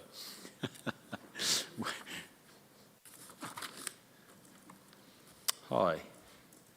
I presume it's Vinci, is that right? Vinci, I don't know whether we've met before. I'm sorry if I have. Bruce Robertson's my name. Nice to meet you, And Janice Frederick, my fellow independent over here. I presume you know the rest Good in the room, afternoon, I councillors. suspect. So we're in your hands, Vinci. Thank you. Through the chair. I will take the report as read. I'm here to give an update on the long-term plan. Apologies for not having been here at the last meeting. Basically, we have highlighted some of the key risks here. There are plans in place to address these. So I am here to give reassurance as much as I am to highlight some of the challenges we are facing. This isn't an easy long-term plan. We do have a range of issues, some of which you have actually highlighted, ma'am, with the Magic model. We've learned to pivot very quickly to get some working solutions around. But the issues, of course, remain inherent in the subject matter of our aging infrastructure, particularly around our water services, and with the legislative changes, what's required in order to get everything up to where we need it to be. A lot of dedicated resource has to go into that, which means that we have very little wiggle room, really, in this particular long-term plan between the commitments we've already made to the community and what we must do to meet legislative requirements, particularly in our water infrastructure. A lot of our decisions have kind of been made for us in regards to that. So I need to tell you that there are some things that this report was drafted before our last council meeting, so there are some changes, particularly around the questions for the consultation document. Also, we have an updated letter from Audit New Zealand. Thank you, John. We received that today. And in that letter, we have elected not to have our consultation document audited, and the rationale behind that is because it's not quite ready and we do not want to hold up Audit New Zealand's internal audit that they are doing in-house right now. The consultation document is not ready because we've had a change as to what the questions will be and what the focus of the consultation document will be. And through the generosity of the new chief executive, we now have internal resource dedicated to the long-term plan so that it's actually helping with capacity issues, so that you're not solely reliant on external support and you're building your in-house capacity. And a lot of this long-term plan is about preparing for the next one. Question, can we choose not to have the consultation document audited? Yes, ma'am, under new legislation. Ever pay to get it audited? It just doesn't really, it's only for this particular year for the long-term plan because of the affordable waters reforms which have now changed. So they waived the need for the consultation. However, all the documentation supporting the consultation document still gets audited, as do our questions. So it was just to expedite so we didn't have to have the hot review until the very end of the LTP development. For clarity, Janice, and John will correct me if I'm wrong, but in essence, the government recognised the challenges because of the decision around waters, and there are a range of options, even including a late runner, which is some councils are entertaining the idea of just doing an unaudited enhanced annual plan this year and delaying the LTP until next year for a 2-year LTP. But then there are some gradations. So we've adopted moving from a fully adopted audited CD and LTP to a unaudited CD, correct? That's what I'm hearing for the first time, Vinci, but we still have to have our LTP audited. And in the way that I understand it, it's still important from a timing perspective that John and the team have the chance to do the audit, as you quite rightly say, around all the supporting information, because they've still got to give an opinion on the LTP at the end. What they'll have to take into account is what we've consulted on, what comes out of the submission process as they finalise that view. We'll probably hear from John a wee bit in a couple of moments. So, so we've adopted that, okay, that's fine, and we're still going 30 June, right? Yes, we are. We're looking at the 25th of June, which is the council meeting, and that's the deadline we're all working to. Yep. And I can tell you in our meeting with Audit New Zealand this morning, we were advised that really the CD itself takes about 2% of the time and effort for their auditing. It's all of the other information where the focus is. I understand that. Yeah. I understand that. Okay, thank you for that, Vinci. So the papers, I mean, I've very much enjoyed the paper, and in fact, it actually raises a whole bunch of questions for me, but I'm not the LTP committee, so I'm not going to ask those questions here in the meeting, because I'm just intrigued looking at the numbers and what have you to see what's happening. But look, I might have questions outside of it. The critical question for us is actually the actual process and production of the LTP. So you're given two key insights there. One, the magic, and one, you've got the resourcing in a way that you're saying Nigel's upgraded the nature of our preparation, which is interesting. So, in fact, do we have questions? And I would appreciate this particularly, sorry, this is not an exclusion of you or me, Janice, our elected members. This is about process. Are you comfortable with where we're at the moment? Understand where we're at. Nigel? Look, I think the probably key one is elected members haven't had the opportunity to really delve into some of the policies that they would have liked to this point, but I think we've got to work around. But probably in that regard, we're probably late in having those discussions, and they would have been workshop more last year in a perfect world. And that would probably be the main one, but jump in when you in a moment, elected members. But outside of that, we're also wary that it's draft until the communities had the opportunity to feed back, and we have too. So there's still an opportunity for us to feed into that process. So, but that would be my only critique. But outside of that, we've been very lucky. We've got a good, passionate group of staff that have worked really hard on this and, you know, tried to catch us up. It's comforting to hear, Nigel. And you said you've got to work around the policies. Any other comment folk would like to raise at this stage? No? Janice, have you got any questions? But see, in the paper, it said that a risk was the amount or the level of capex and the fact that we hadn't done it before and that Audit New Zealand might not deem that we could. So are you going to use outsourcing as part of a solution for that?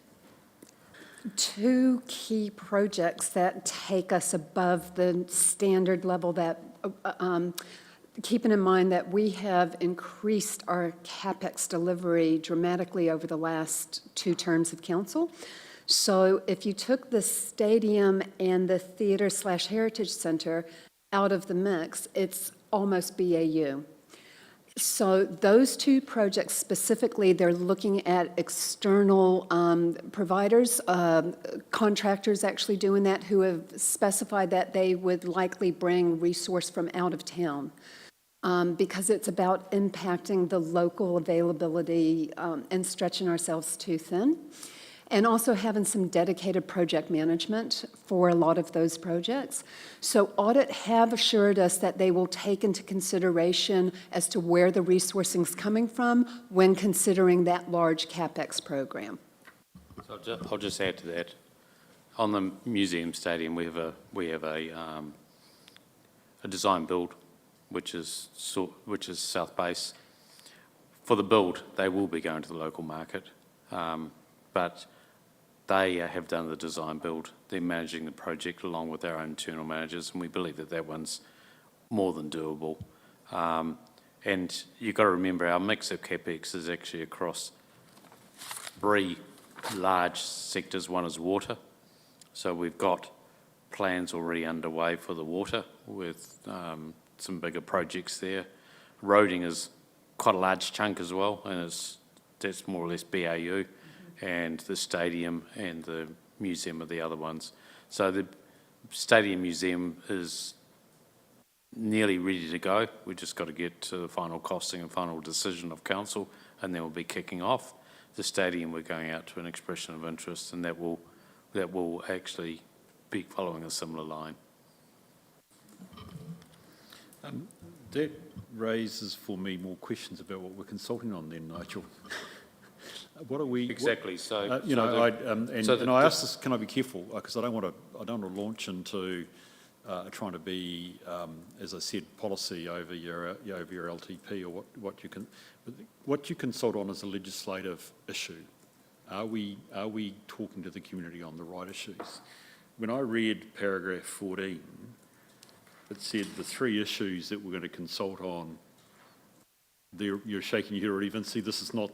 I ignore this. I'm taking us down the rabbit hole. This has changed. Oh, okay, right. So effectively, the consultation will be about our financial condition in terms of our rate levels, our fees and charges, and our cost profile.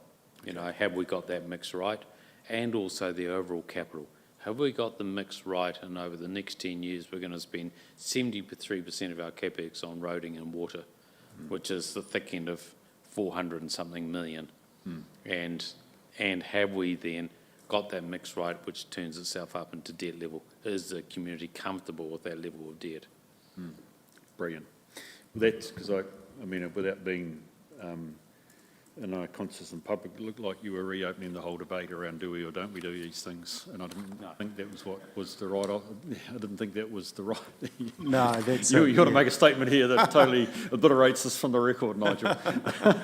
No, but I mean, we did kick it around a lot, and you know, to taking those community projects out, which is around 10% across that whole capital program of around 650. Not taking, there's still large projects, but on the scale of the capital program, they don't affect any really real rates reduction. So then we got to the point of what are we actually asking the community, and to make any changes to those, proposed rates, actually you'd have to pull, a couple of $100 million worth of capital program out, including key water, projects, including bridge renewals and all those, core council, everyday BAU sort of projects. So, there again, we went back to the question of what are we asking the public. So Yeah. that's been the challenge through this one. And in the past, it's all been, it's something people can see and they can, touch it almost. It's a stadium, it's a theatre, it's an art gallery and those sorts of things. But it is just very much a BAU. Here are the, the challenges ahead of us, and how do we deliver that, so we don't become a Wellington Water in 2035. Yeah. We're calling this the LTP of delivery, really, because it's what it's about, debt and delivery. Yeah, yeah. Okay. So look, just a question from me, if it's okay. So to come back to the item we talked about with Sam and now Vinci, the whole issue of actually modelling, and if I've picked this up correctly, we have, you might be the external consultant, somebody has got our model, correct? Are you asking? Yes. Paragraph 23, an external Yes. consultant in Christchurch for critical modelling analysis says that we've outsourced He it. was our senior financial, one of the senior finance business partners here, and he was the one who knew magic the most. So when Sam was talking about we had some personnel changes, we've held on to him for one day a week to help us with understanding magic, but he's the one who's pivoted into using the John Allett model, which we had used for the last LTP. Upon reflection, the year of an LTP is not the best time to introduce a new budgeting model. And to be fair, the magic suppliers had assured us that they could do all the patches needed and things like that. Didn't quite turn out that way. We're not throwing out the baby with the bathwater. We will keep magic. There's just more refinement, but for the LTP, we just need to crack on. So we are using the old model again. So it just reflects, I mean, look, this is not any problem about who we're using, etc., but I'm making some assumption that we don't lose corporate knowledge over our model. Exactly. So effectively, two people are externally consulting to us, both ex-employees. There was, due to recruitment, getting people in at various stages, they had to be retained on short-term contracts. So effectively, they're running those models. Andrew's got a plan to make sure that that comes in-house and we have more than one person covering it. Great. It's the key thing is that, I mean, and again, I understand the contingencies or the exigency, whatever it is of the situation, Vinci. I just want to make certain that we've retained the knowledge ultimately of it. That's fine. Folk, that's great. Any other questions from anybody? Yes, Stacey. I think this is just following on actually from Janice's point 25. I just wondered if you could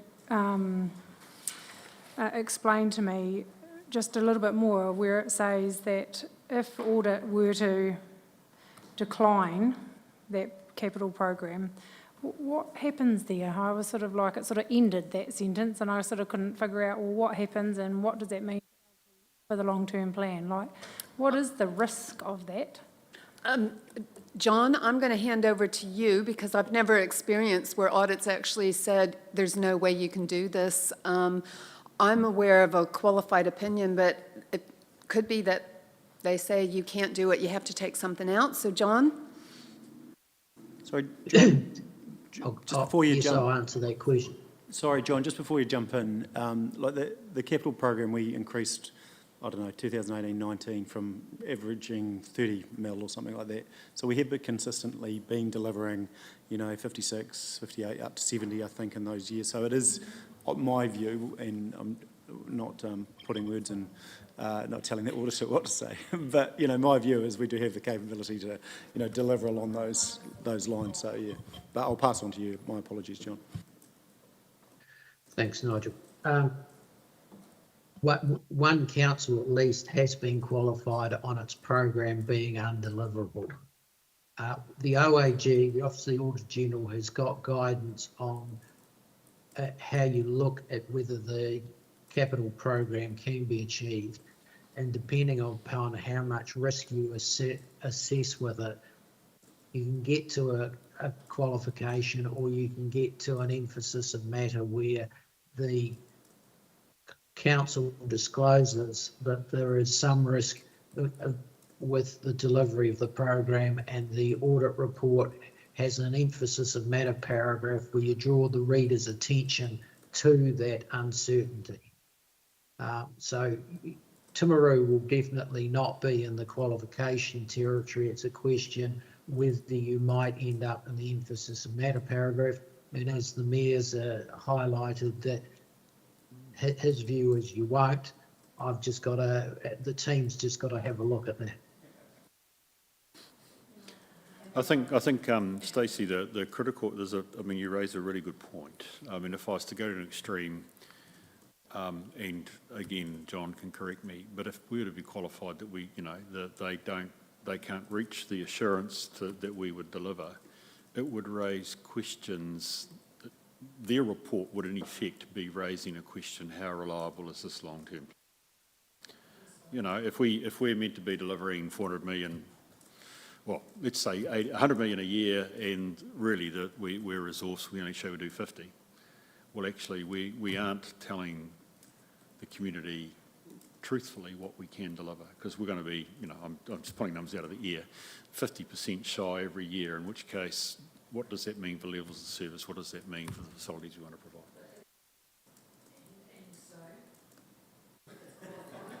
Well, nothing, no, sorry. Look, it's a really good point. I tell you now, I don't want to sit around here if I know that we're going to be qualified in that sort of way, because actually it's saying we're producing something for the community which actually isn't worth the paper it's written on if it's qualified. It is a question of integrity, but actually technically we could take a qualification with still set rates and we'll still carry on.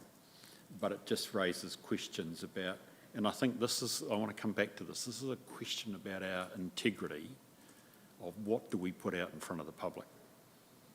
And I almost want to say I don't really care about what John does, but I do, because he might put the spotlight on what we're not doing, and which is if we don't produce this with integrity, and if we don't have a plan to deliver the 100 or the 70 or the 120, what are we going out to the public for? It's not worth it. So through you, Mr. Chair, just to give you assurance, we have been through this CapEx probably 20 times. I'd say so, yeah. I have consistently tried to pull it down in terms of the level, and I've consistently been told it is deliverable and it is the right numbers. I think over the 10 years it will be, but there might be some timing issues between years. Yeah. That's probably the biggest risk. I only have one number that worries the heck out of me, and that is our other operating costs, because we have pulled that back significantly, and we've got to get our dependency off consultants. Just out of interest, to reference back to a previous conversation we've had, Nigel, we may need to set, and I don't want to over-egg the CapEx, that would be one of risk committee. In my experience, and I do it a number of places, we monitor delivery, not to overtake an infrastructure committee or something, but again, part of our financial strategy, part of our infrastructure strategy is delivery. It would be an area, but like you mentioned creditors or I mentioned debt, would be the sort of thing that a committee might monitor, but we can look at that as we go forward in our program. Okay, look, that's really useful. Thank you for that, Vincy. So that's comforting, more resource, that's great to hear. We have a plan now, things are firmed up in relationship to where we're going relative to an audit, etc. So look, I just wonder, Vincy, this engagement letter, which we were meant to be recommending be signed, can't be because it's been superseded, correct? Rightio, this morning. So look, John obviously would have invited you to speak to the actual letter itself, but I wonder, in light of the fact that we're not approving a engagement letter, whether there's anything more general you'd like to say about the LTP at this stage, please. Well, say about the engagement letter while I've got the chance. All it does is some minor wording changes for where the CD is not audited. And there's just a couple of things that point out, well, we haven't been able to audit as efficiently as we would have liked up to this point because key information wasn't available when it was meant to be available. So but other than that, the letter is essentially the same as the original. So in terms of things that the committee should be aware of, Waka Kotahi funding is an issue. So most of you, if not all of you, would have caught up with the fact that the government said that the National Land Transport Fund is very short of money, far more wanting to be spent than is available to spend. And that's complicated because the government policy statement on roading is not likely to be out or finalised until late August. So we've got to look, as auditors, look at whether for a particular council how significant Waka Kotahi funding is and what degree of risk there is for that particular council. So that may end up being an emphasis of matter paragraph drawing the attention to the uncertainty, but there's criteria about how that happens, and yeah, we're working with management on that. The other issue that came up in earlier discussions about climate change. So one of the councillors, sorry, I didn't recognise who it was at the time, question about whether there was enough actually happening. So when I read the water supply asset management plan and when I read the transport one, there's definite actions being taken to mitigate the risks with climate change. But the issue that I don't see there being done in any sort of comprehensive way is looking at retreat. Now that's common basically to all the councils I'm aware of. So you may move certain key infrastructure away from an area where sea level rise would get at it, or where it's likely to be exposed to severe storm damage. But actually in terms of saying, well, we're not going to populate this area, we need to start moving away, then that does not seem to be covered, and that would be typical of other councils. I may have misread it, but that's my assessment at this stage. Thank you, John. It raises a challenging question, your last statement. I don't know whether, I think that's more a principal debate I'd have outside of the committee meeting, I think. So, in essence, looking at your letter, the key thing that's changed is essentially around what is the scope of the work and presumably the audit logistics, and otherwise it's pretty much the same. Yes. So look, what I'd like to recommend is that we need to change 1A, and it's a bit like what we did previously with the arrangements letter for the annual audit. I wonder if the committee would be prepared to accept this quick change, which is that I'm delegated the capacity to recommend the Mayor signs a letter of engagement. Just means we can clear that one out and clarify one or two things. Is that okay? Thank you. If you move that. Good, because you're also going to move in 1B as well, but I think we are too. Do I have a seconder, please? I've got Janice, and thank you, Nigel. Any discussion on the motions? I changed that one on the fly, sorry, but I hope that's okay, Jess. All those in favour, please say aye. Those against, it's carried. Thank you. Thank you for that, John. Now, there's no consideration of urgent business. I have none, which gets me then to the procedural motion to go into to exclude the public. We have those there and the reasons why. I'm comfortable to move the motion. Thank you, Nigel. Is there any discussion on that motion? We're comfortable? Great. I'll put the motion. All those in favour, please say aye. Those against? It's carried. Thank you. we just wait a couple of minutes while we turn off.